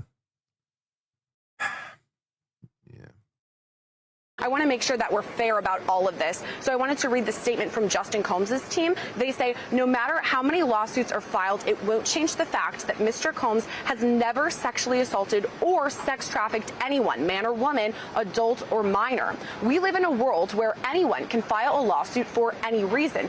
Fortunately, a fair and impartial judicial process exists to find the truth. They planned a full day for jury instructions? Really?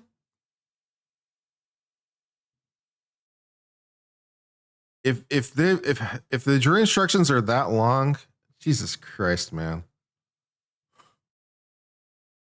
And Mr. Combs is confident he will prevail in court. And again, Jane Doe has alleged assault, battery, gender violence, and negligent supervision, all in civil court, though, different than criminal. But again, it's kind of a lot heading right into deliberations.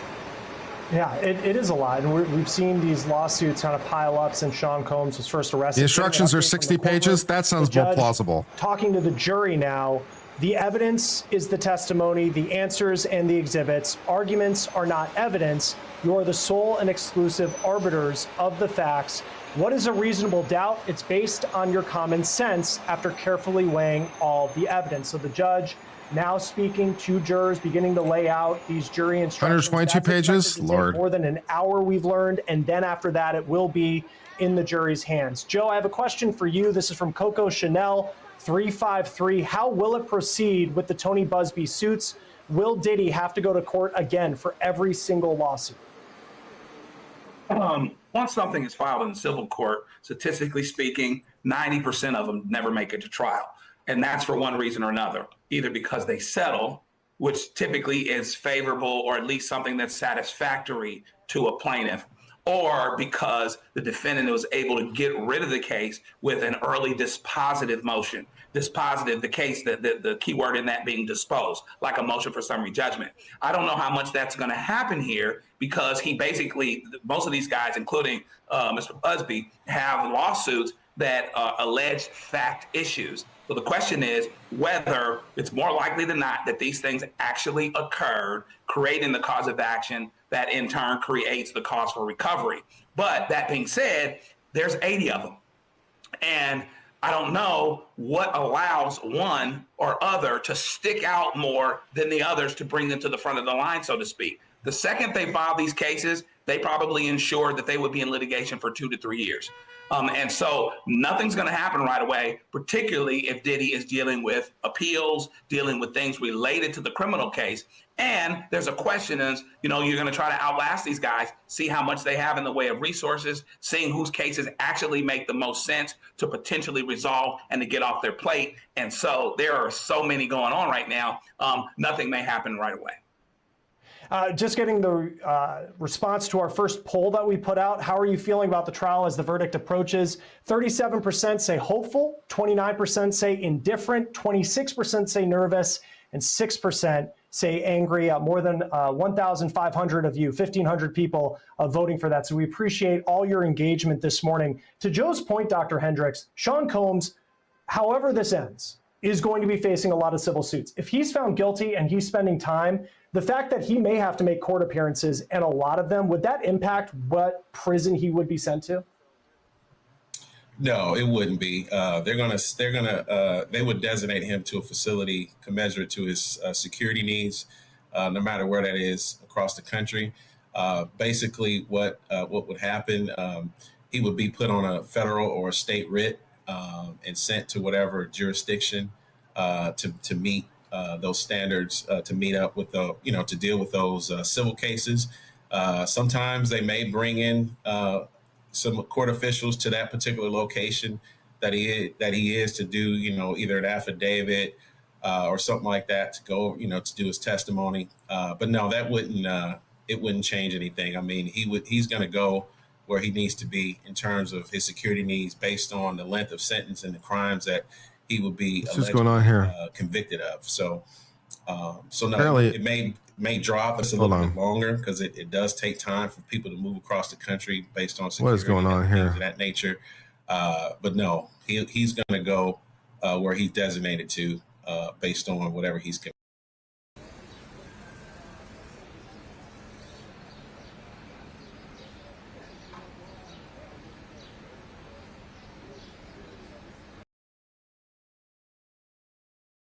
Okay, apparently someone from Inner City Press is attempting to live tweet the instructions in real time. Hold on. What is this?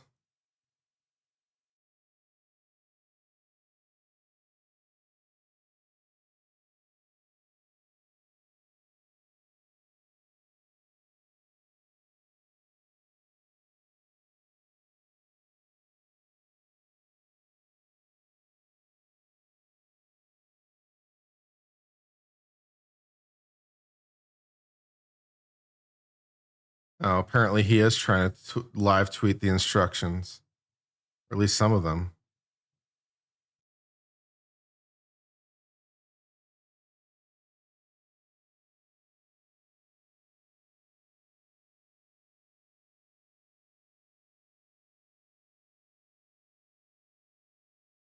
All right.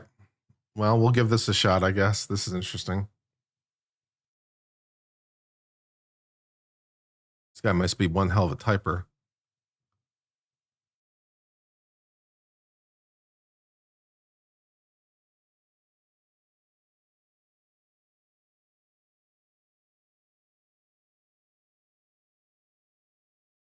All right, so apparently here's a attempted live tweet of what's happening.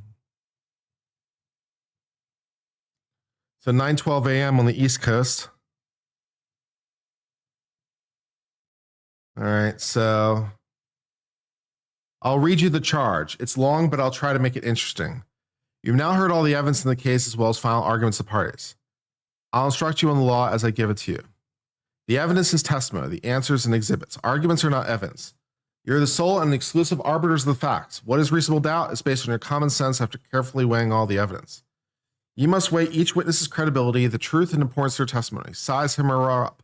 You must decide. Sean Combs has been formally charged in indictment. An indictment is not evidence.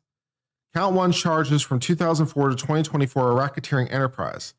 Count 2 from 2009 to 2018 sex trafficking of Cassandra Ventura. Count 3 from 2009 to 2018 transporting individuals, including but not limited to Ventura, for the purposes of prostitution. Count 4 from 2019 to 2014 sex trafficking of Jane. Count 5 from 2019 to 2024 transporting individuals, including but not limited to Jane, for the purposes of prostitution. Each count is separate. For attempt, the U.S. must show intent and substantial step taken. Mere intent does not amount to attempt. Aiding and abetting means knowingly doing some act or encouraging the crime to be committed. For RICO, the U.S. must prove that from 2004 to 2024, well,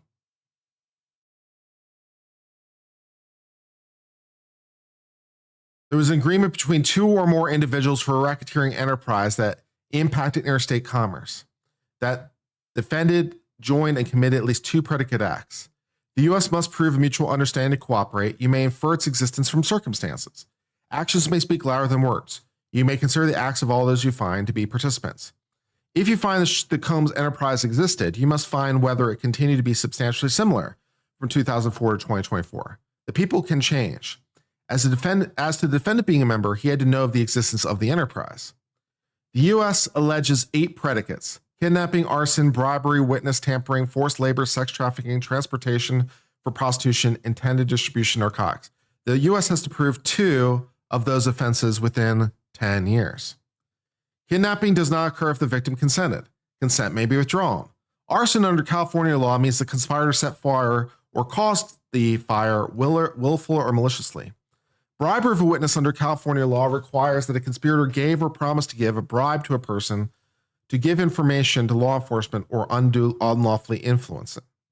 For witness tampering, it does not matter if the subject of the threat was in fact fearful. Only the threat is required, but it must be knowing. For forced labor, the relevant law requires use of force or physical restraint. A person may withdraw consent and it can become forced labor. Sex trafficking will have the same definition as in count 2 and 4, and transportation engaged in prostitution the same as in count 3 and 5. Next is distribution of narcotics, including this long word that you see here, knowingly and intentionally. Distribution means actual transfer, delivered to another person. For possession, physical custody is not needed, control is enough. RICO has a 5-year statute of limitations. You must find it continued past 2019. If you find the government has not proved this beyond a reasonable doubt, you must find the defendant not guilty. So the last offense has to have occurred within 5 years, but you can still go back 10 years for the predicate acts, for other predicate acts. So you have to charge the latest in time act within 5 years. That's, yeah. Which, no problem. As the sex trafficking on 2020, as the count 2 and 4, transportation means to take or convey from one place to another. Reckless disregard satisfies the statute, deliberate closing of eyes. You must be unanimous as to one specific instance of sex trafficking. Yeah, exactly. You have to find unanimity on at least one specific instance. Yes. On count 3 and 5, knowingly transporting or arranging for transportation, buying or arranging tickets is enough. Prostitution does not have to be the main purpose, as long as it's a purpose of the transportation. Yeah, so all that stuff is correct. Very good. All right.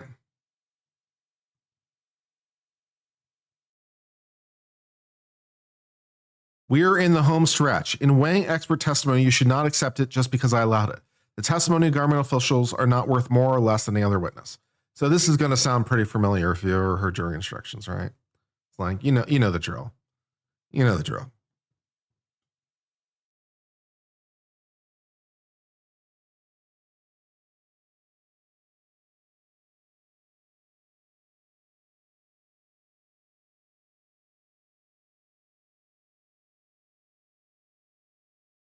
You've been sex trafficked before?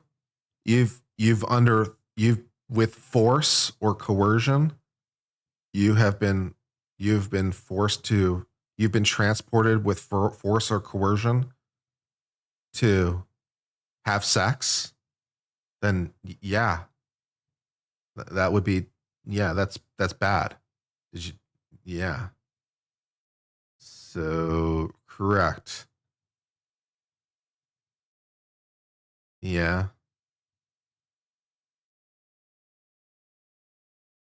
Or you've sex trafficked before? Oh, so you've trafficked other people before? So you have threatened and coerced people to engage in sex against their will and transported them for that purpose? That's what you're telling me?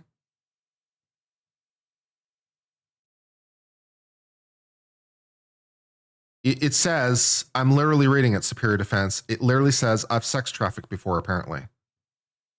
So what did you mean by that?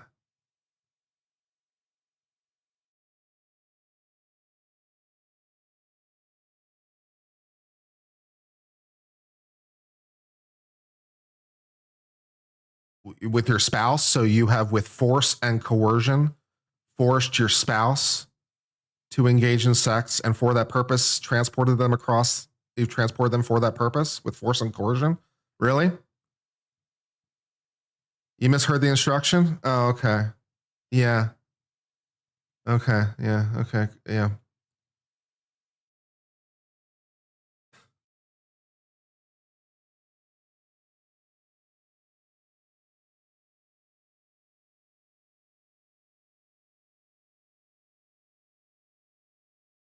Or you have knowingly transported someone across state lines for the purposes of engaging in prostitution? Because that's also illegal. It's not trafficking. The trafficking is only with the force. If you transport them across state lines for the purposes of prostitution, then that would be illegal. So, yeah. It was a cheek. Yeah. I mean, what are we talking about, right? Yeah.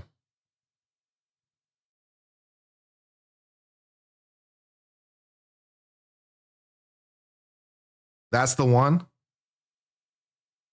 You've transported people across state lines for the purposes of engaging in prostitution, then yeah, you violated the law. You violated the Mann Act.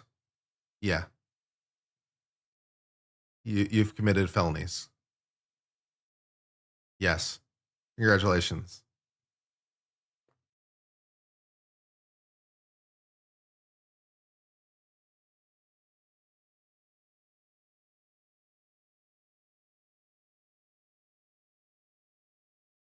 Okay.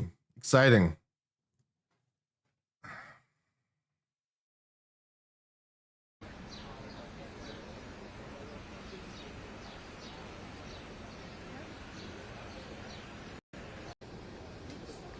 All right.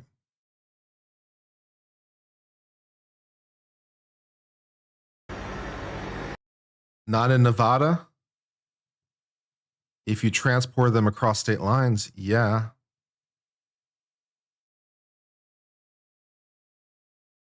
That's what he said, right? I asked him, you transport someone across state lines for the purpose of engaging in prostitution? Then yeah, that's illegal.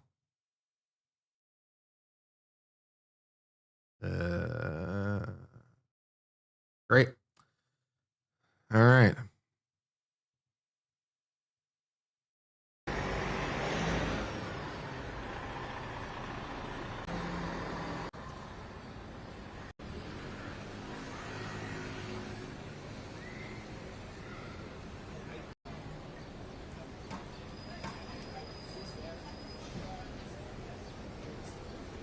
Do I think they proved him guilty? Oh yeah, easily.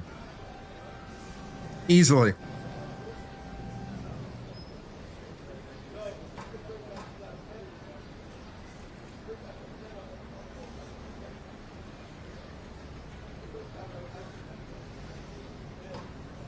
In parts of Nevada, prostitution is legal. That's true.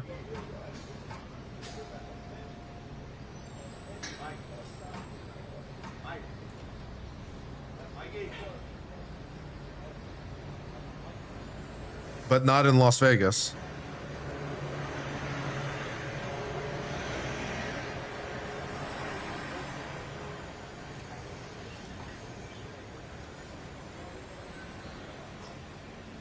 Kidnapping does not occur if consent occurred. Yeah, arson, we know that.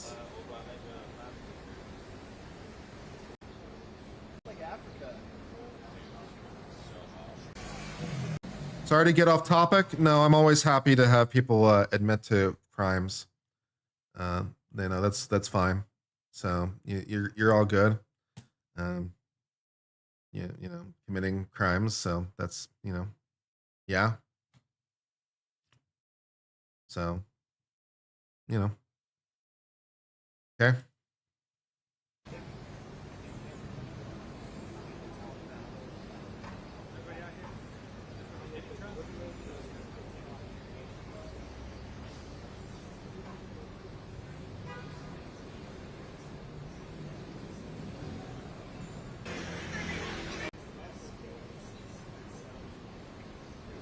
Yeah, it's distribution. A person may withdraw consent. Blah blah blah. Witness tampering doesn't matter. Bribery of witness.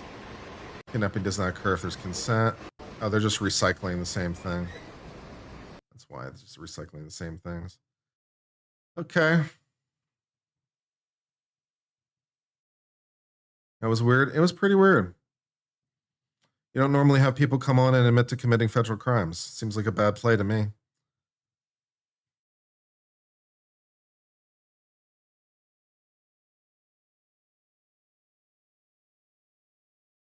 Okay, some more stuff.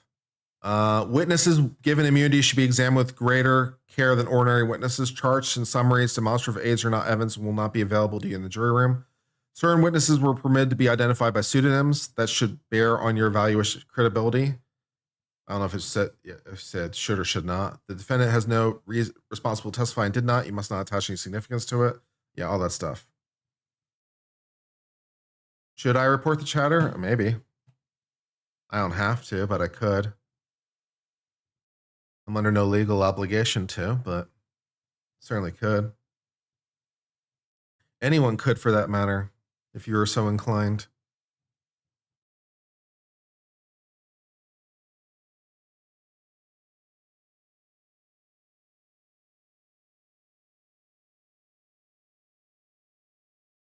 Yeah. Some 14-year-old about to get knocked on the door. Maybe. Maybe.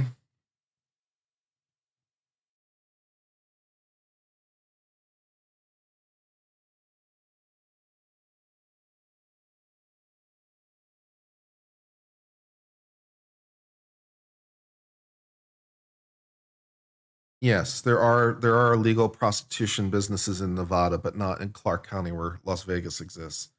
So yes, the Bunny Ranch, of course, perhaps the most famous, but I think there are other ones. But yes, prostitution is legal in parts of Nevada. Nevertheless, if you transport one of those prostitutes across state lines to a different state, you have a problem.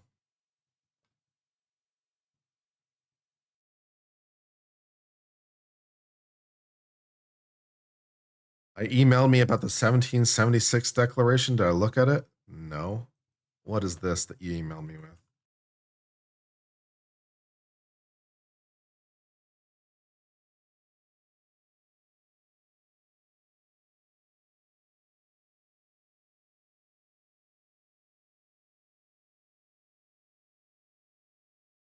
What if we're just getting coffee? Then you're not transporting them across state lines for the purpose of prostitution. Now, are you? Can you just answer your own questions? Do you really need me for this?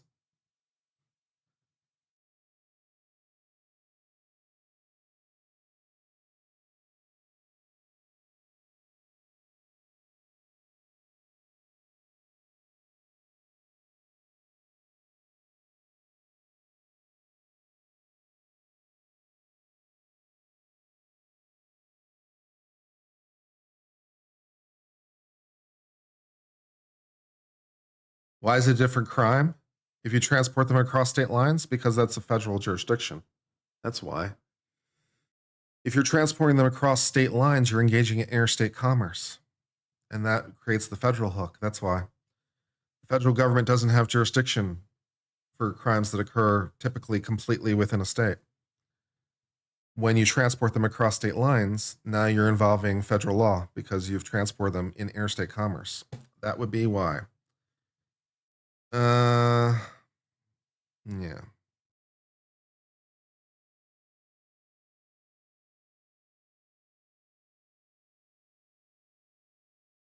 All right. You want some attorneys to review a video of 1776 declaration versus first as it relates to the court motion to vacate. You can review 2 documents. The court case might be only service level.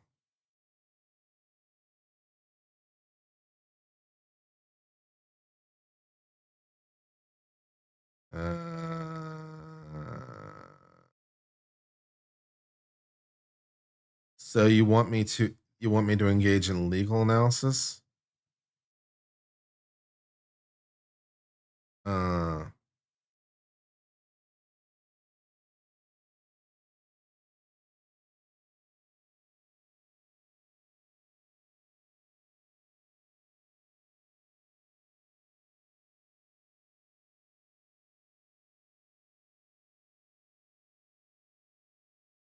Yeah.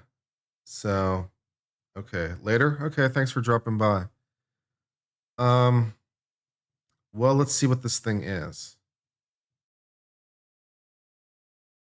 Did you give me a link to the video you even want me to review? You did not give me a link to the video in your email. That's amazing.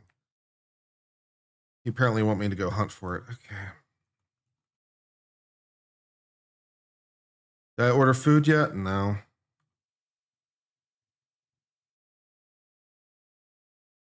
Yeah, I mean, I don't know what video you want me to review. I guess it depends on the length of the video. How long is the video?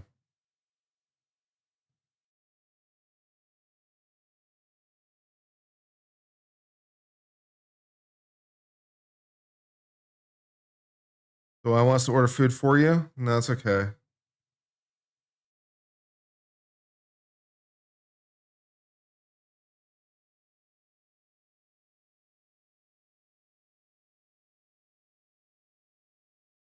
You'll give me the doc? You said you wanted me to review a video. You said you want attorneys to review a video. Now you're saying that you're going to send me a doc. That's not the same thing. I'm unclear what it is you're asking me to do.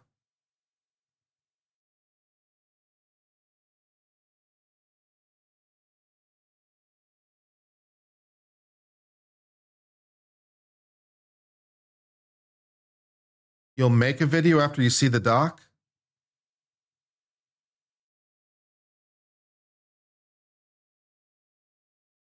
Okay, so when you said, I want some attorneys to review a video, what you meant is, I want you to review a doc and then I'm going to create a video. Okay.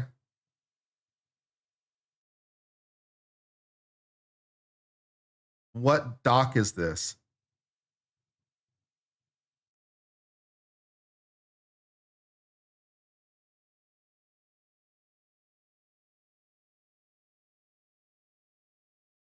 They'll make a video after they see the doc? Okay.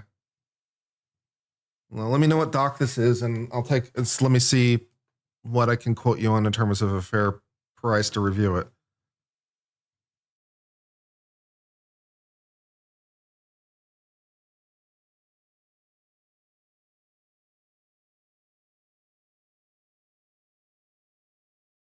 I'll link a web page and send a doc. Okay. Well, I will wait and see what it is, and then I'll try to give you a price quote depending on what it is you send me. Could be a good opportunity to get exposure. I have plenty of exposure already, thank you. Who am I talking to? The person in chat who apparently wants me to review a document or something and is asking how much I'd charge to review the document. So, depends. What is it?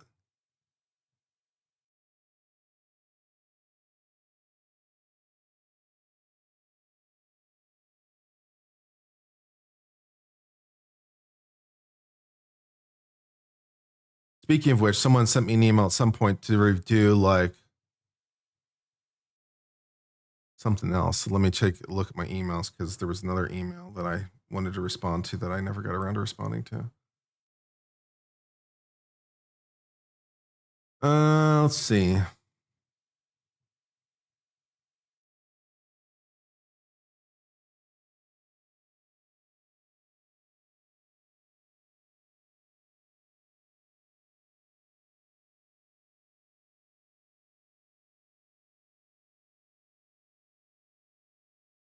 How much for a bedtime story?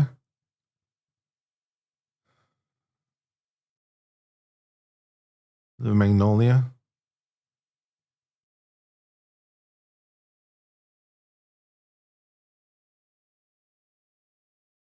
Okay. And someone made me do a constitutional crash course. Yeah.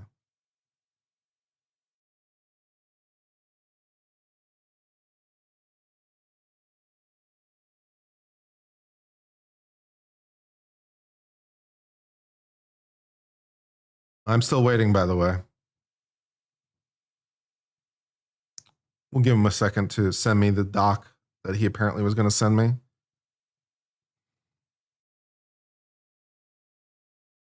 For ASMR, yeah. A little bit.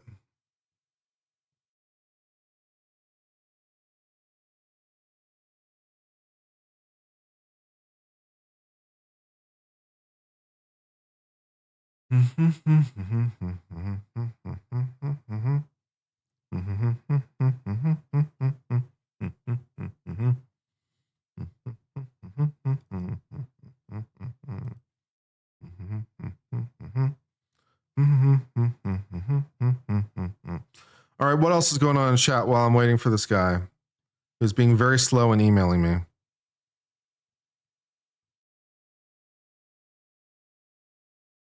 Okay, let's see what this is. Understand a doc. Uh-huh.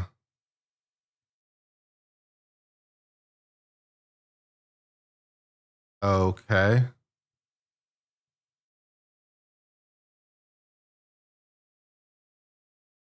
So this document cites biblical texts for various propositions. So I don't know what you want me to do here. I'm not a religious scholar, so I can't speak to the correct interpretation of your religious text from a religious frame. As for a legal frame, it doesn't matter. So I don't know what you want me to do here. I don't understand.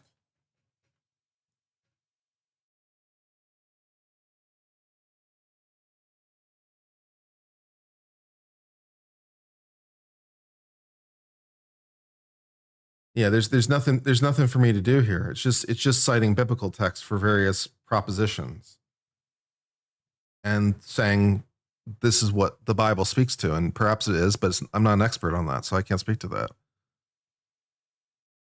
So I don't know what you want me to do.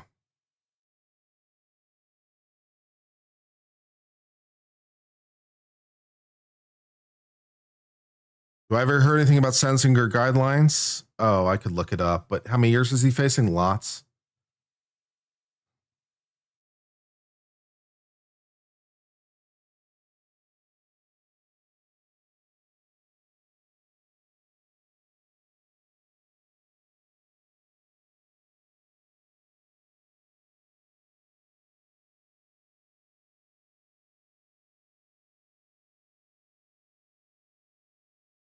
Yeah.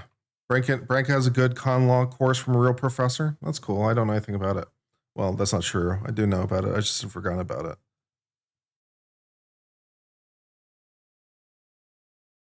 I don't know anything specific about it. I knew he was creating one. Look at the 2 on the website link. Let me call you. No, absolutely not.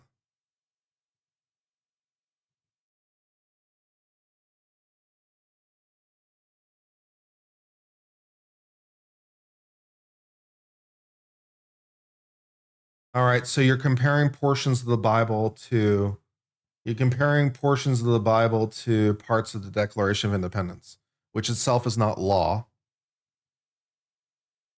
So I can't speak to the correct interpretation of the biblical text because I'm not a biblical scholar. From a legal frame, there's nothing for me to do with the Declaration of Independence because it has no legal effect in our system of government. And so I still don't know what it is you want me to do.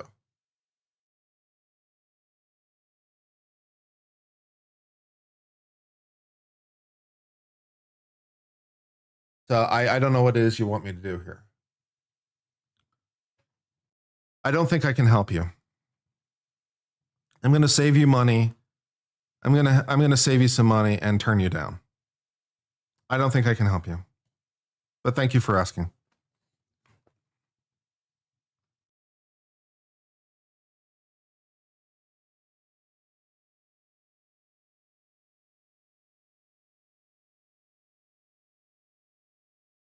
Yeah, the Bible is not a legal text. Yeah, that too, right? Especially in our system of government. The Bible's not a legal text. So it's like, well, yeah, it's like even if you were citing provisions of the Constitution, I'm like, well, I suppose I could like say whether, I don't know. I mean, I can tell you what the Constitution means in my view.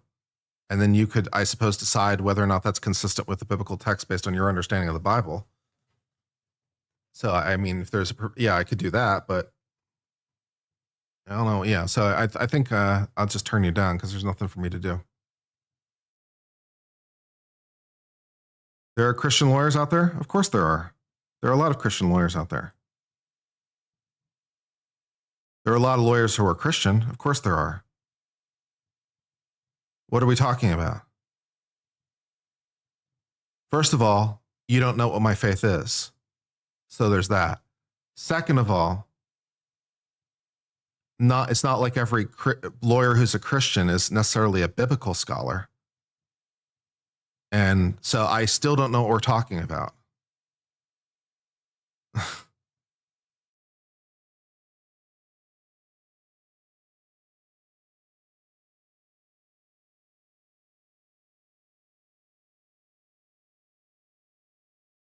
Yeah, so I still know what you're talking about. The Bible is not a legal text within our system of government. So it is, I don't know what it is you want me to do. Yeah.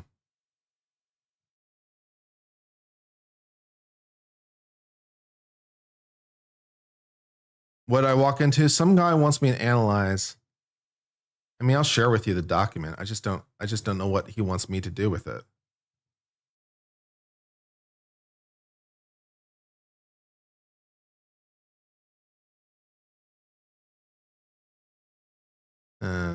Give me a second. What did I do?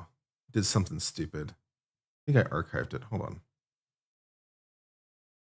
I just don't know what he wants me to do with it. Because there's nothing for me to do.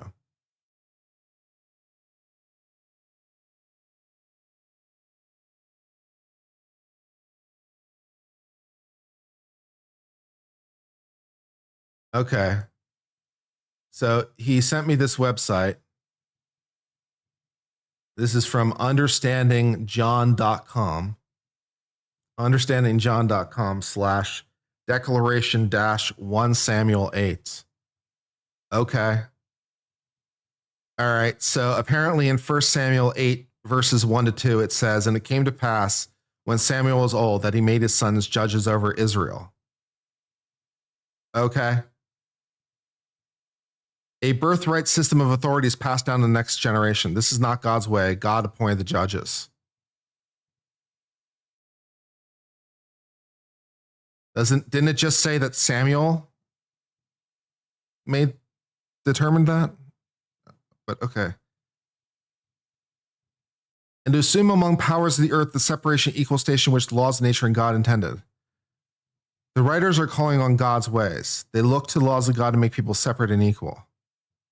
They looked to God for his government and not birthright citizen that was imposed on them.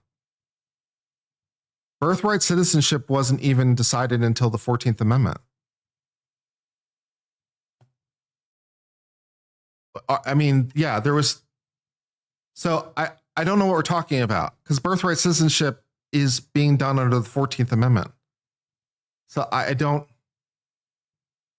Birthright citizenship was not part of the original Constitution. It was not part of the original.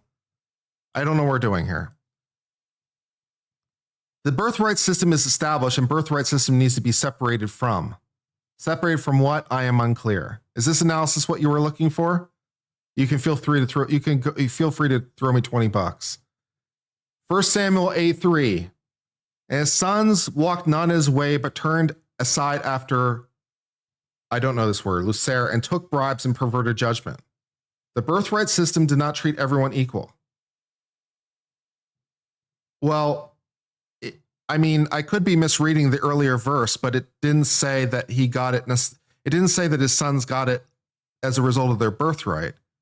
It said that he appointed his sons judges. Now, that's probably nepotism, but that's not quite the same thing as birthright. So I don't, okay. The birthright system did not treat everyone equal. It actually made life miserable because doing so was wrong. What now right and doing right was now wrong depending on who you were. That is not a coherent sentence. We hold these truths to be self-evident that all men are created equal. They're endowed by the Creator with certain unalienable rights. That among these are life, liberty, and pursuit of happiness. The writers once again look to God for equality at birth rights. Life and a peaceful life can only come from God. Unequal treatment by corrupt birthright rulers. What? Versus looking to God for equal opportunity of a peaceful life that only God can give. Okay. Part 3. Then all the elders of Israel gathered themselves together and came to Samuel unto Ramah, and said unto him, Behold, thou art, and thy sons walk not in thy ways. Now make us king to judge like all nations. Okay. The birthright government has turned corrupt. The people demand a king similar to other nations. Well, no, they were demanding judges, which is different than kings, because that's like a whole thing in the biblical corpus in the Old Testament dealing with the difference between kings and judges. So those are not the same thing. Now, sometimes kings were judges unto themselves, of course, but the idea of judges in the biblical text, when they talk about, they're not talking about kings. They're talking about, no, okay. That secure these rights, governments are instituted among men, deriving their power from the consent of the governed. The writers acknowledge that governments are needed, but governments only have just powers.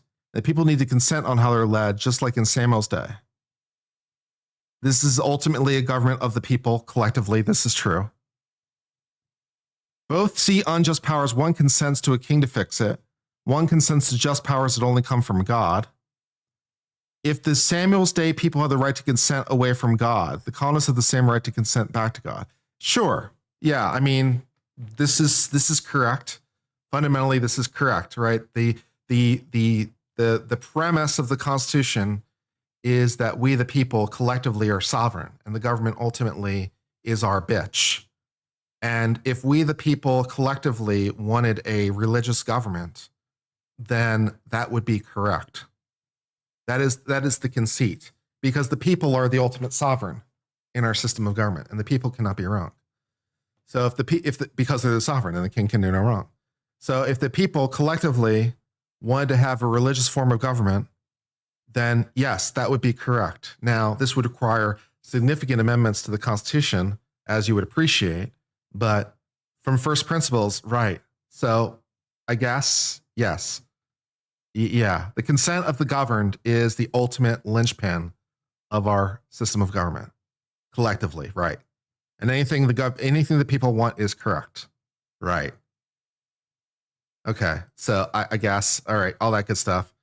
They're trying to prove our Constitution is based on biblical laws. They're doing a real bad job of proving our Constitution is based on biblical laws, not for least the reasons that they're discussing the Declaration of Independence. So there's that. Category 4. And the Lord said unto Samuel, hearken unto voices of the people, and that they're all say unto thee, for they have not rejected thee, but they have rejected me, that I should not reign over them. The people have not looked to God at all. They seek injustice, and they want a man, a king to rule over them. This is true in parts of the Bible for sure. Yeah. Yeah, they wanted this is the story of the Old Testament. Yeah, people wanted strong kings at times. Give us a king, 100%. And then like give us judges. Yeah, that also happened. Yeah, so that's definitely a theme that runs through the Old Testament. Sure. Okay, that whenever any form of government becomes destructive of the ends, it's the right of the people to alter and abolish it. Right. This is the fundamental conceit. It's also the fundamental conceit of the Constitution, because the Constitution starts with the phrase, we the people. Right? That is the ultimate sovereign in our form of government. So, correct. The people have the fundamental right to abolish the government and set it up with something else. That is the conceit of our form of government. This is true. Okay.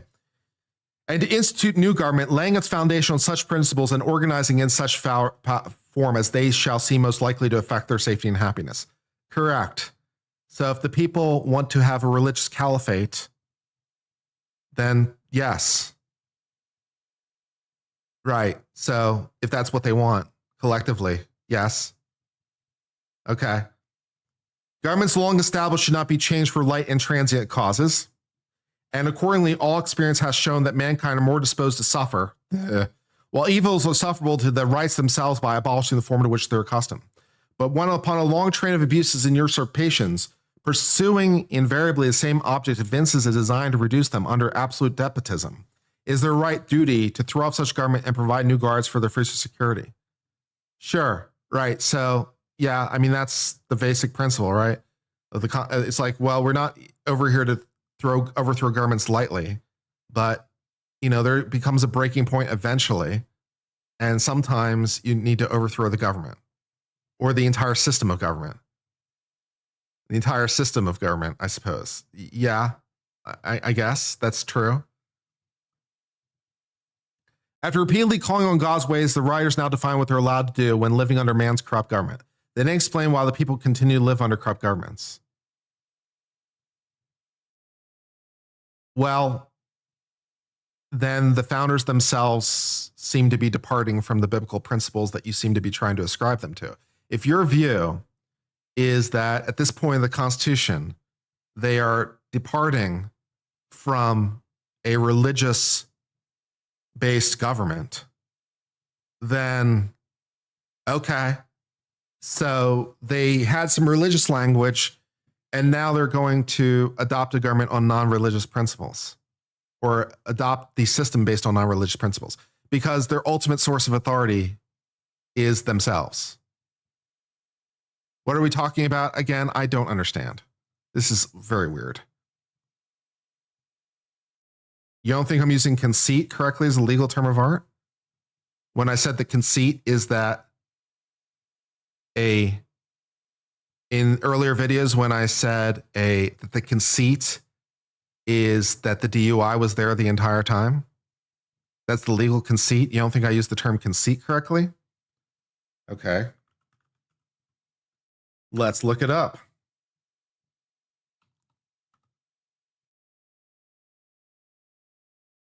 All right.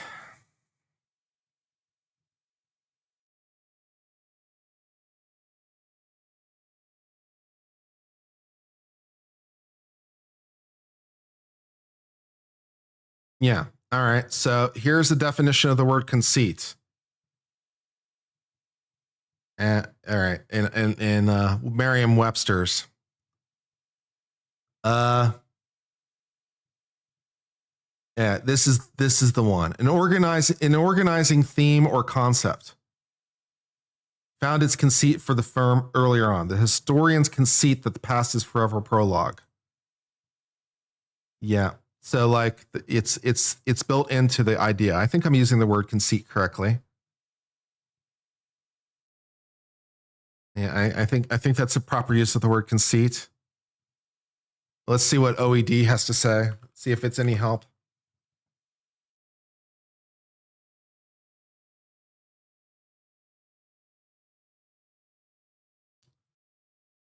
Okay.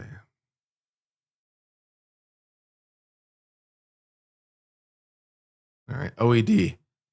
Senses relating to thought or understanding. Something conceived in the mind. A notion, conception, idea, or thought.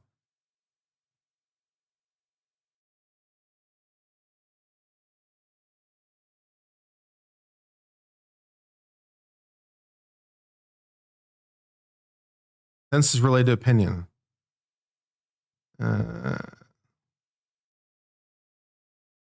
Yeah, so it seems like a correct use of the word conceit. But if you have a different word choice you prefer better, then, you know, yeah.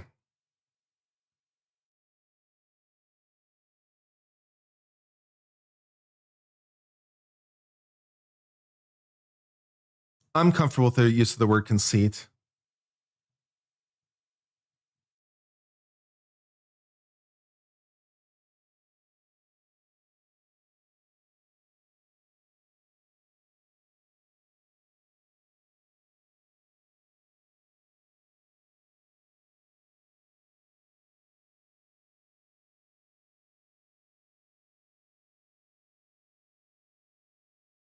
Okay, so yeah, just like Googling like Googling legal conceit.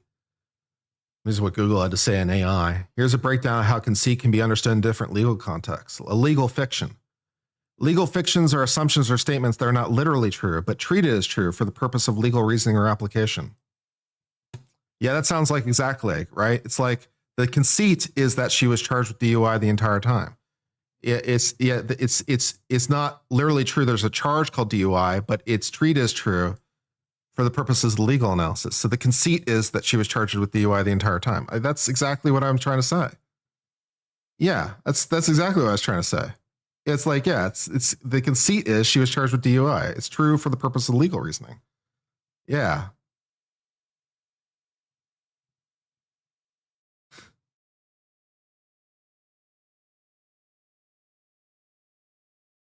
Yeah, I think that works for me.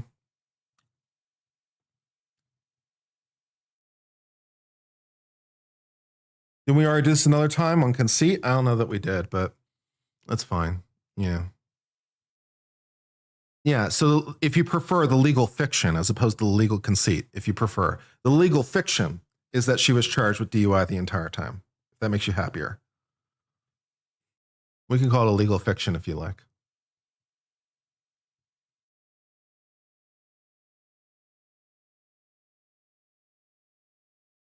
Thank you for the $20 super chat from Understanding John. Nice.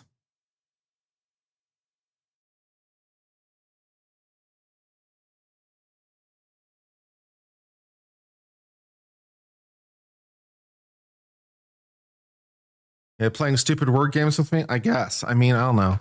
Yeah, I said like the DUI. Yeah, that she was the legal conceit is that she was charged with DUI the entire time. It's like if you prefer legal fiction, okay. Yeah, it works. It works for me.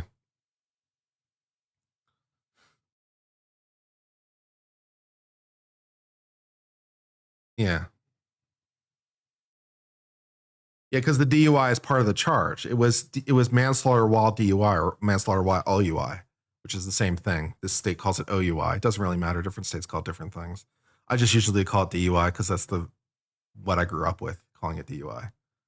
But yeah, it's OUI. Okay, it's like, all right, whatever. Because at that point, it's arose by any other name, right? We can call it DUI. We can call it OUI. It doesn't really matter. The label's not the thing, right? We all know what it is. It's driving intoxicated on a public road. It's like, okay, what any other name you want to give it? But yeah, the charge was manslaughter while OUI.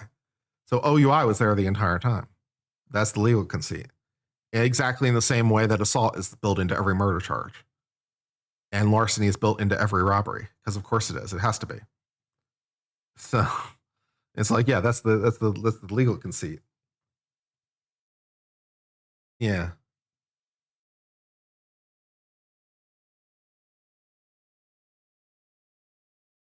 Yeah, DWI, OUI, DUI. Yeah, it doesn't really matter what we call it. We can call it something else. It doesn't really matter.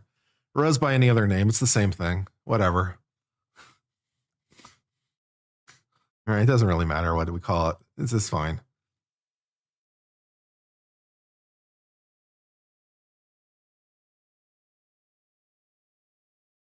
DWI, yeah. All those things, yeah. So it doesn't really matter what we call it.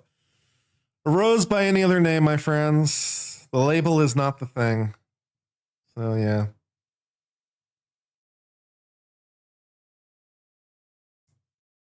That's not a legal fiction.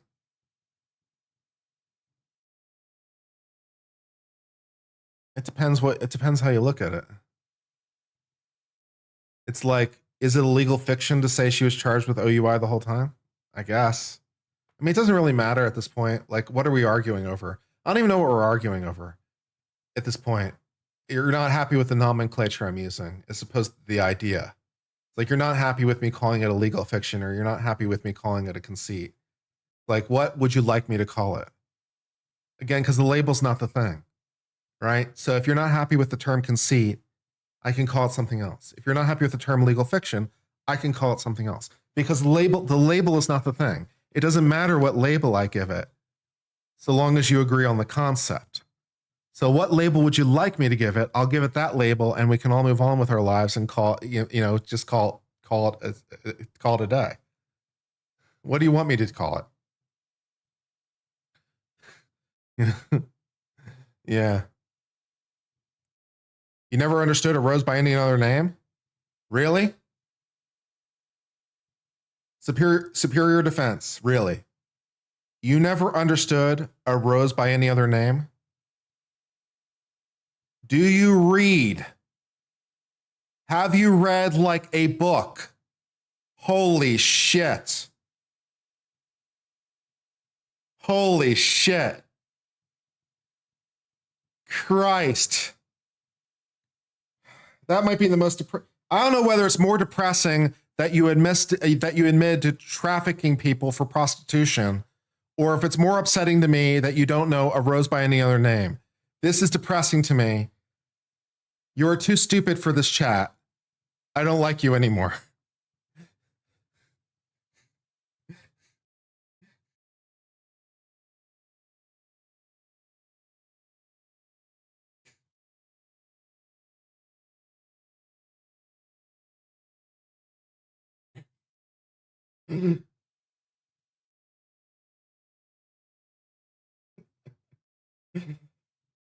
Kill me. Just kill me.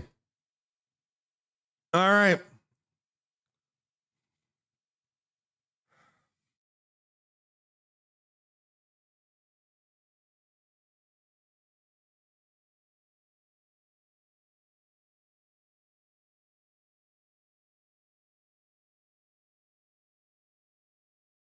Yeah.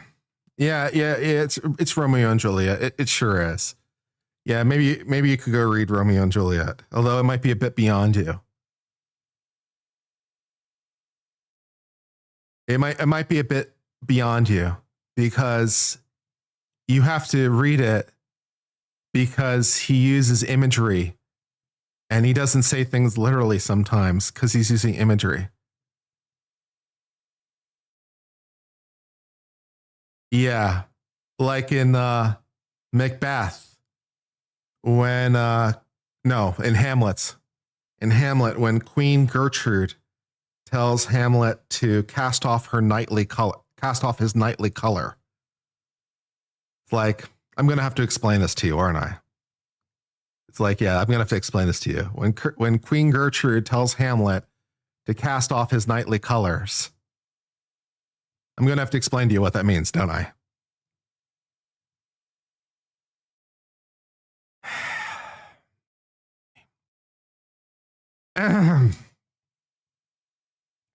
Yeah.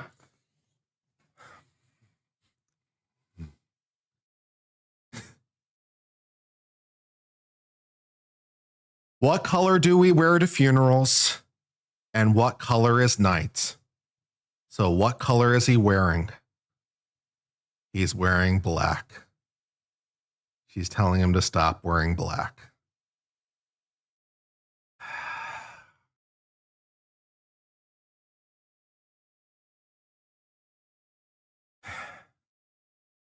You're a network engineer, all you read is Cisco books? Yes, the name of something does not change its nature. The full quote is, a rose by any other name would smell as sweet. That's the full quote. A rose by any other name would smell as sweet, because it doesn't matter whether or not we call a rose. It would smell the same. It is what it is. The label is not the thing. How are you not understanding this? You're too dumb for this chat. We need people that have a basic classical education. Although to be fair, you probably should have read this in high school, to be honest. It's like you didn't read Romeo and Juliet at some point in your education? Holy shit, man.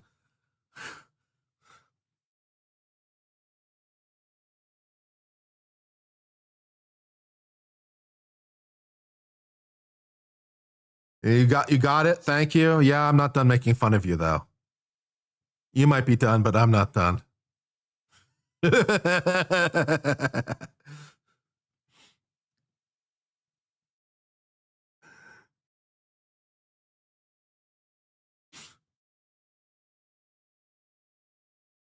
It's a tragedy, don't you know? Do you know what a tragedy is? Okay.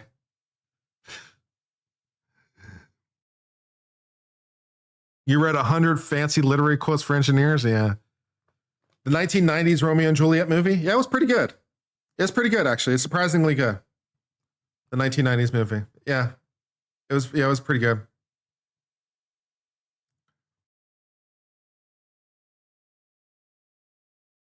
And of course, Shakespeare invented a lot of words and phrases in the English language.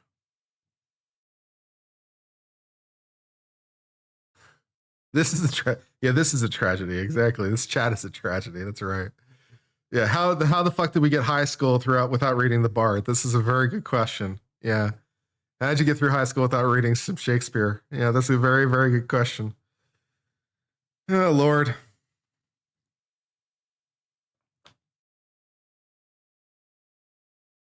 How's the verdict watch going, incidentally? Is it going okay? All right, so apparently Law and Crime has the verdict clock at 20 minutes. That's what they say, at least. Just because I'm winning? Thanks.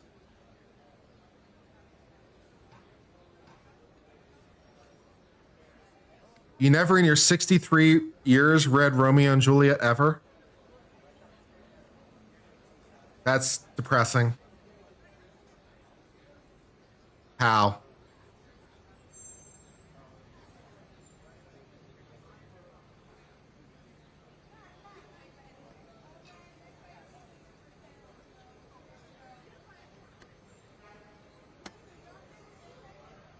I'm reading staff chat right now. Give me a second. Oh, cool. Look, we might be getting David Yannetti to come on chat. That sounds like fun. I'm down for some Yannetti in my life. He can explain to me the stupid. On it, yeah, that's going to be my question.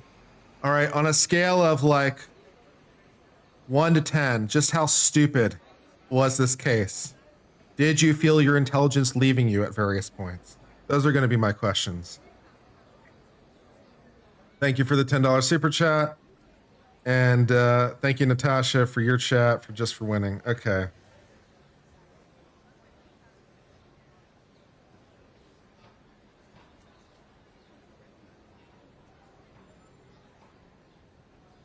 Very exciting.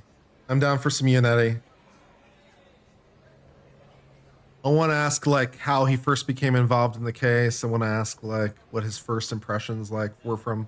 I want to ask how his perceptions of the case evolved. I want to ask about strategic considerations. What do I think the main point of Romeo and Juliet was?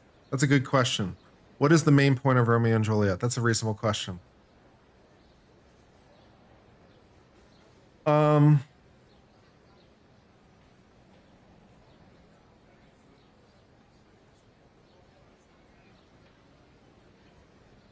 I think the main point of Romeo and Juliet is that in the end, revenge not only can't make things better, but ultimately makes you worse.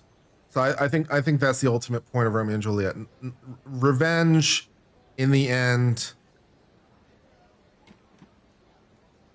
does not provide catharsis and is self-destructive. Yeah, that's That's what I'm going with for the ultimate point of Romeo and Juliet. That's what I'm going with.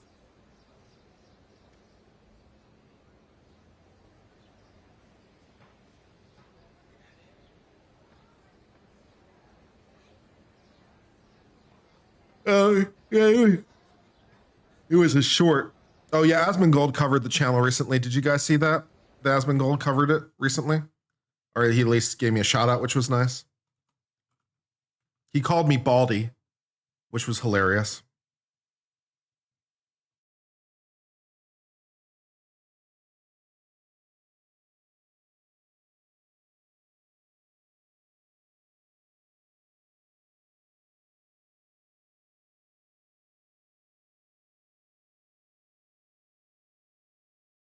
Yeah, if in your 63 years you've never read Romeo and Juliet, maybe you should.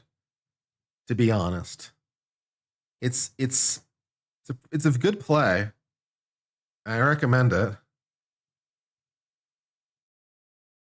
It's depressing because it's a tragedy. Am I going to cover Coburger? Probably. I don't know what I'm going to be doing. What watch am I wearing today? I am still wearing the homage to the Zinyu one because the real thing hasn't arrived yet. Let's see if there's any further updates today on when this thing is arriving. No. It's supposed to arrive today, but no. It was last scanned in Kentucky, so probably not. So I am still wearing my homage to the Zinyu one, wherein we will decide whether or not buying the real thing was worth the like 12x cost. You know, was it worth spending 12 times as much to buy a watch that looks basically the same? We'll figure that out later. If I change my mind about the whole thing, I should be able to flip it back for basically my cost. I got a really good deal on it though. So I should be able to flip it and get back out of it what I paid into it if I change my mind about the whole thing. So we'll see.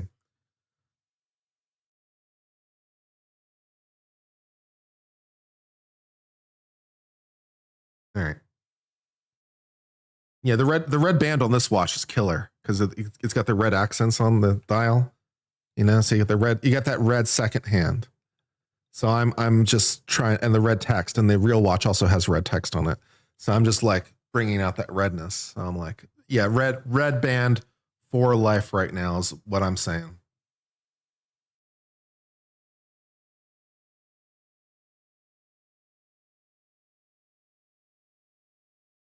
All right, here's Asmongold talking about me. And this is gonna be fucking insane. I cannot wait to see this. And then, oh yeah, oh here's another one too. Listen to this. Bro, Baldy hits her with the reality check. Look at that, watch. Out right now, but tell Ethan I will debate him. I'll debate him? Oh, is he right? She's gonna debate him. You can debate him. You can debate him in a court of law. So you want to debate Ethan Klein? You have your opportunity.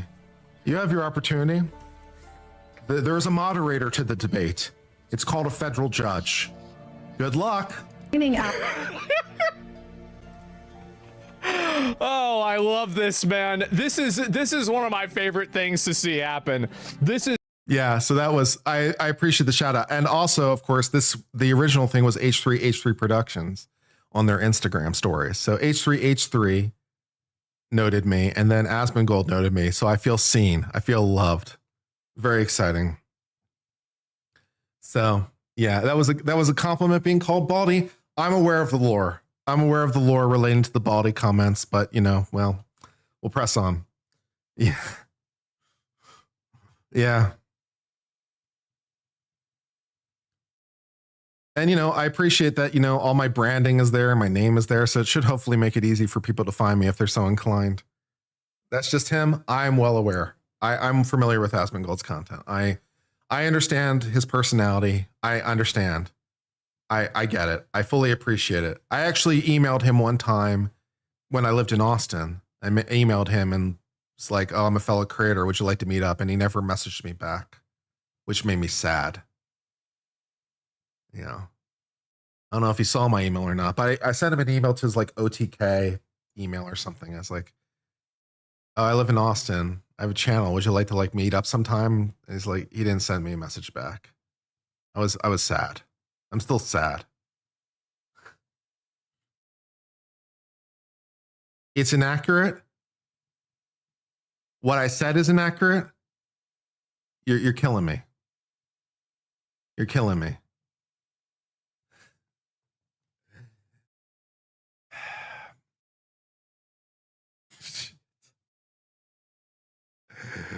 Christ. You probably get so many requests. Yeah, probably.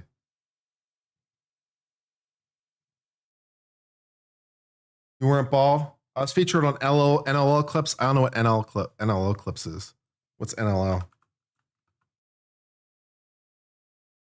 He really does collabs. I wasn't necessarily doing a collab. Okay, so apparently NLL clips did a review of my pizza casserole cooking. That's nice. So he apparently is also not a fan. He's also apparently not a fan of the pizza casserole. It turned out pretty okay. It turned out all right. But you know, he isn't a fan either. A lot of critics of the pizza casserole dish. A lot of people not buying it. Like, it turned out pretty well. It was pretty flavorful. It was a little overcooked at parts, but it turned out okay. Yeah, if it's NLO, don't watch it. I'm not going to watch it. I don't care what he has to say about it. I mean, I can tell from the thumbnail that he doesn't approve of it. He called it literally slop. He called it slop. I'm like, okay. I mean, you know, show me your cooking, I guess, or something. I don't know. But you know, yeah, it turned out pretty well. I'd make it again. It was fine. You think he enjoyed the video? You think he enjoyed the video with a thumbnail calling my dish slop? Really? Let me make sure. Let me make sure you think. Okay. All right. Let's not think that Kurt is a complete idiot. All right. So apparently this is so the thumbnail is "Cooking with Kurt is Bad." That's the thumbnail. The title is "Uncivil Law Kurt Tries to Cook Pizza Casserole Straight Up Slop." Uh-huh. Okay. And that in his description, he says, Kurt from Uncivil Law is a 40-something-year-old man-child. I don't know what that means. Living in a starter apartment in Texas. I do live in a one-bedroom because it's all I need. I mean, I live in a one-bedroom apartment because it's what I require. I don't need more space. I'm happy with the one-bedroom apartment. It fulfills my needs. You know, so all right. I don't know what we're talking about, but okay. And frequently does live streams wishing for a young wife and whipping up disgusting recipes for his tepid audience. Watches this disgusting man gets drunk and rubs his back with cream and cooks one of his favorite meals. A pan full of meat and cheese he calls a pizza casserole. Yeah, I'm not really sure that he's a fan. I'm sensing he's not really a fan from that title, description, and thumbnail. So I'm not a complete idiot, but thank you anyway.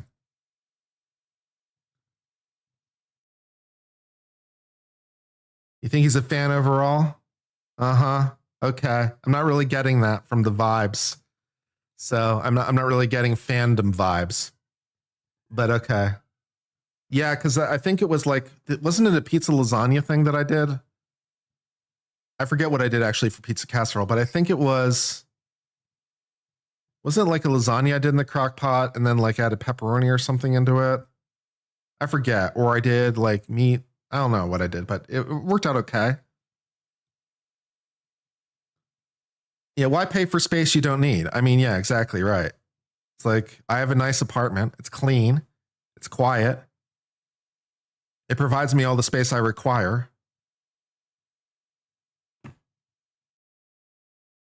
You know, why do anything else? I mean, I could buy a house, but I don't really want to be tied down to a location like that. So the reason I've never bought a house is because I've never wanted to be tied down, and getting out of a house can be complicated because mortgages and stuff. It's like, I'm just going to rent. And I rent cheap and try to keep my expenses down. So I don't know what we're talking about. This apartment's like, I forget if it's like 700 or 800 square feet, but it's a size, it's got plenty of space for one person. It's more than sufficient for my needs. What are we doing over here? Yeah. And do I get to retire early, stowing all the money away? Yeah, my 401k looks pretty decent. So I've got, some money. I've got some money for retirement. So thank God for that. So I got money for retirement. Yeah, all publicity is good publicity. I don't know about that, but yeah. Yeah. And, we just try things. Sometimes the dishes don't work out, and sometimes we try different things. I like to batch cook because it's cheaper. That way I have food for like a week or more. So I like to use the Instapot and make like a week's worth of food at once. And then I just eat the same meal for like a week. And, that works. So, what are we doing over here? I don't know.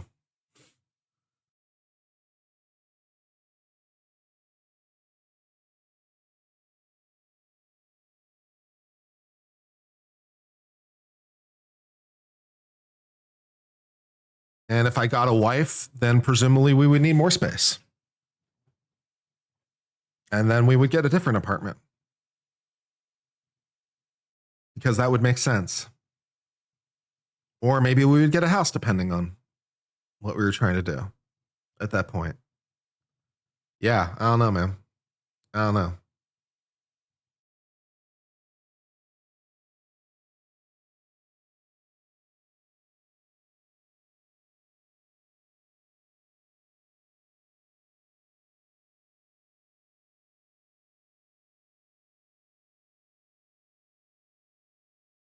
Air City Press has we can read this thing. Thanks. I never claimed it was like high cooking. I never claimed it was like, high cuisine or anything, but it worked. So I don't know. It's like also with Ricada, like criticizing my dishes. It's like, it was interesting because I saw, Meme Copium played it for me, where Ricada was talking about it. It's like, there's no dish that calls for 4 pounds of raw meat. And I'm like, Ricada does understand that you can multiply the recipe, right? He does understand that if you want more servings, you can multiply the recipe. So if you had a recipe that called for 1 pound of ground beef, you could multiply everything by 4, and then it would call for 4 pounds, because that's how that would work. You do understand this, right? So I don't know, man.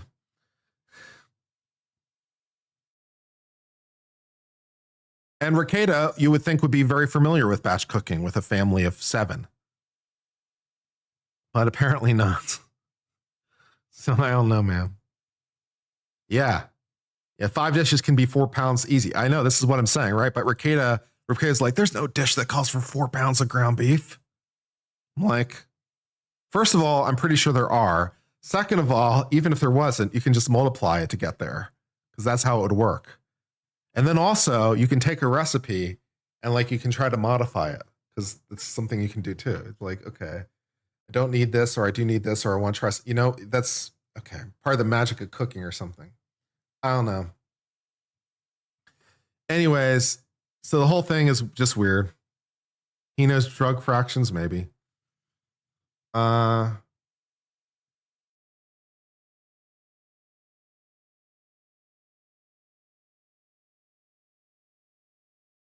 Okay, so I have to figure out which tweet to do. This one?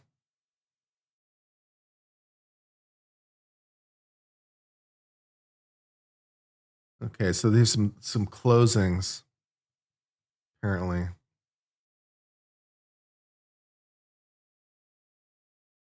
I'm You never take advice from a junkie. That's good advice. As like I don't follow Ricada anymore.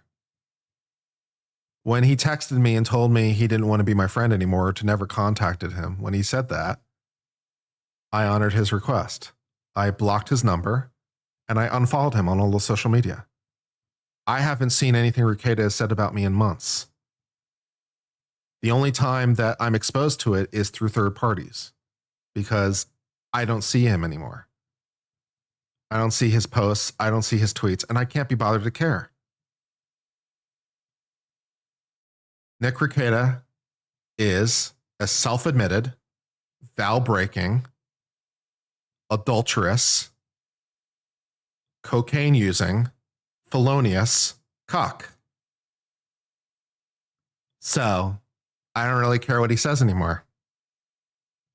And also, if that wasn't enough by itself, he recently said and then doubled down on saying that he was glad that one of the Clips channel, I think it was Alyssa, I think it was, recently was diagnosed with cancer. And he said he was glad that she got cancer. And then when he was called out about it, said, I think something along the lines of, well, now I wish it double. So assuming I wasn't already like, you know, not interested in an opinion before, that was definitely the straw that broke the camel's back. So how do I throw that into the statement? He is a Moorish. He's a Moorish person. So yeah, that didn't really work for me. All right. Let's see. Sounds like I care, but from how much you're talking about him, someone brought him up. So I respond to chat where it goes. I don't talk about him that much. Do you follow this channel at all? I covered his criminal case because it was a case that people were interested in, but I don't talk about him a lot because I don't care.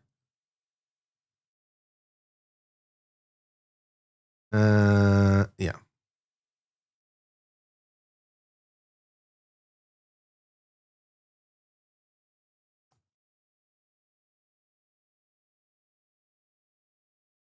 All right, so I'm trying to find the right post related to this like thing. I can't.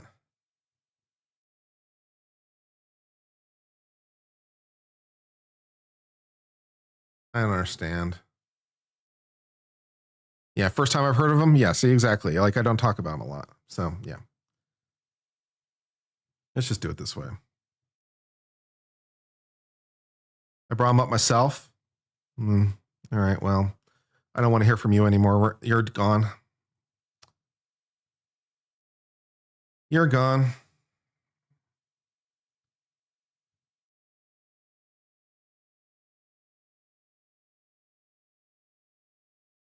Let's see.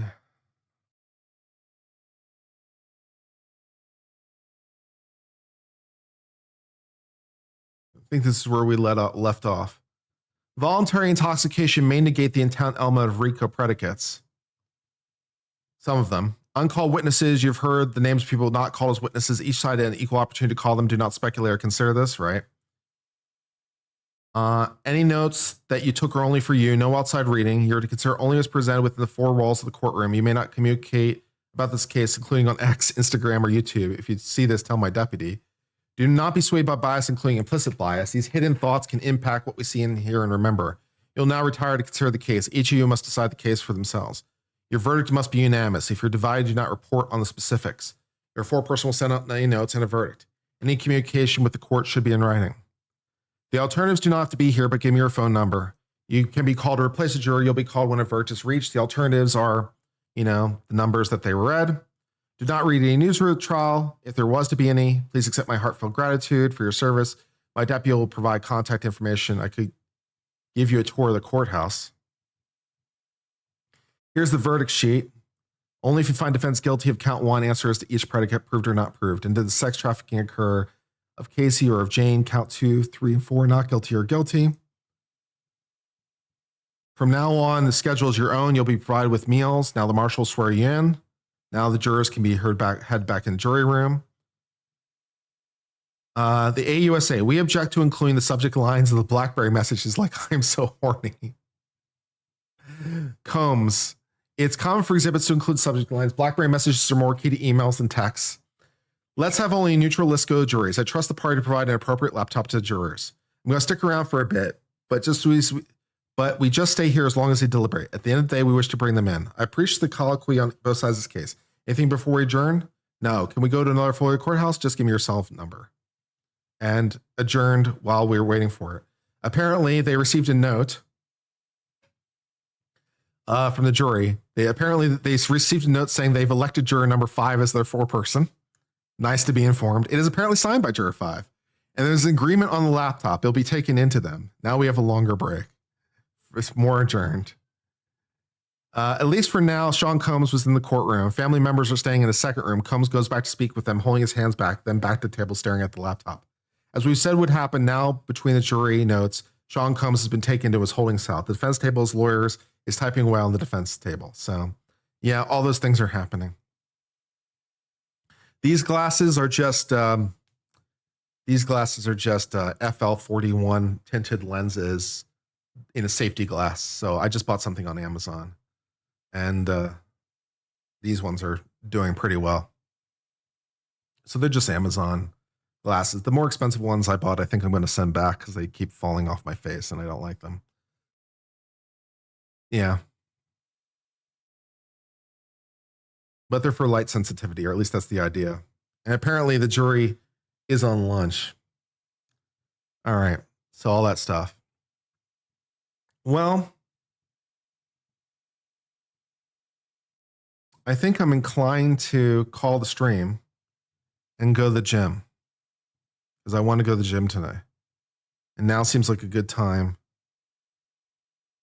Marvin CZ for 100 Czech krona said, commentary often reveals more about the commenter than the commented.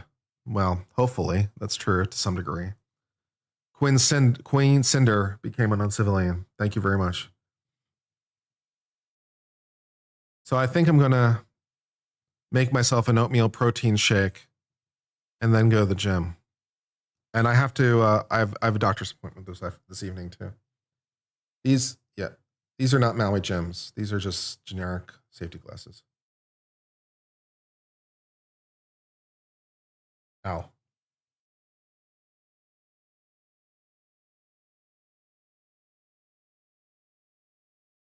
Excuse me. All right.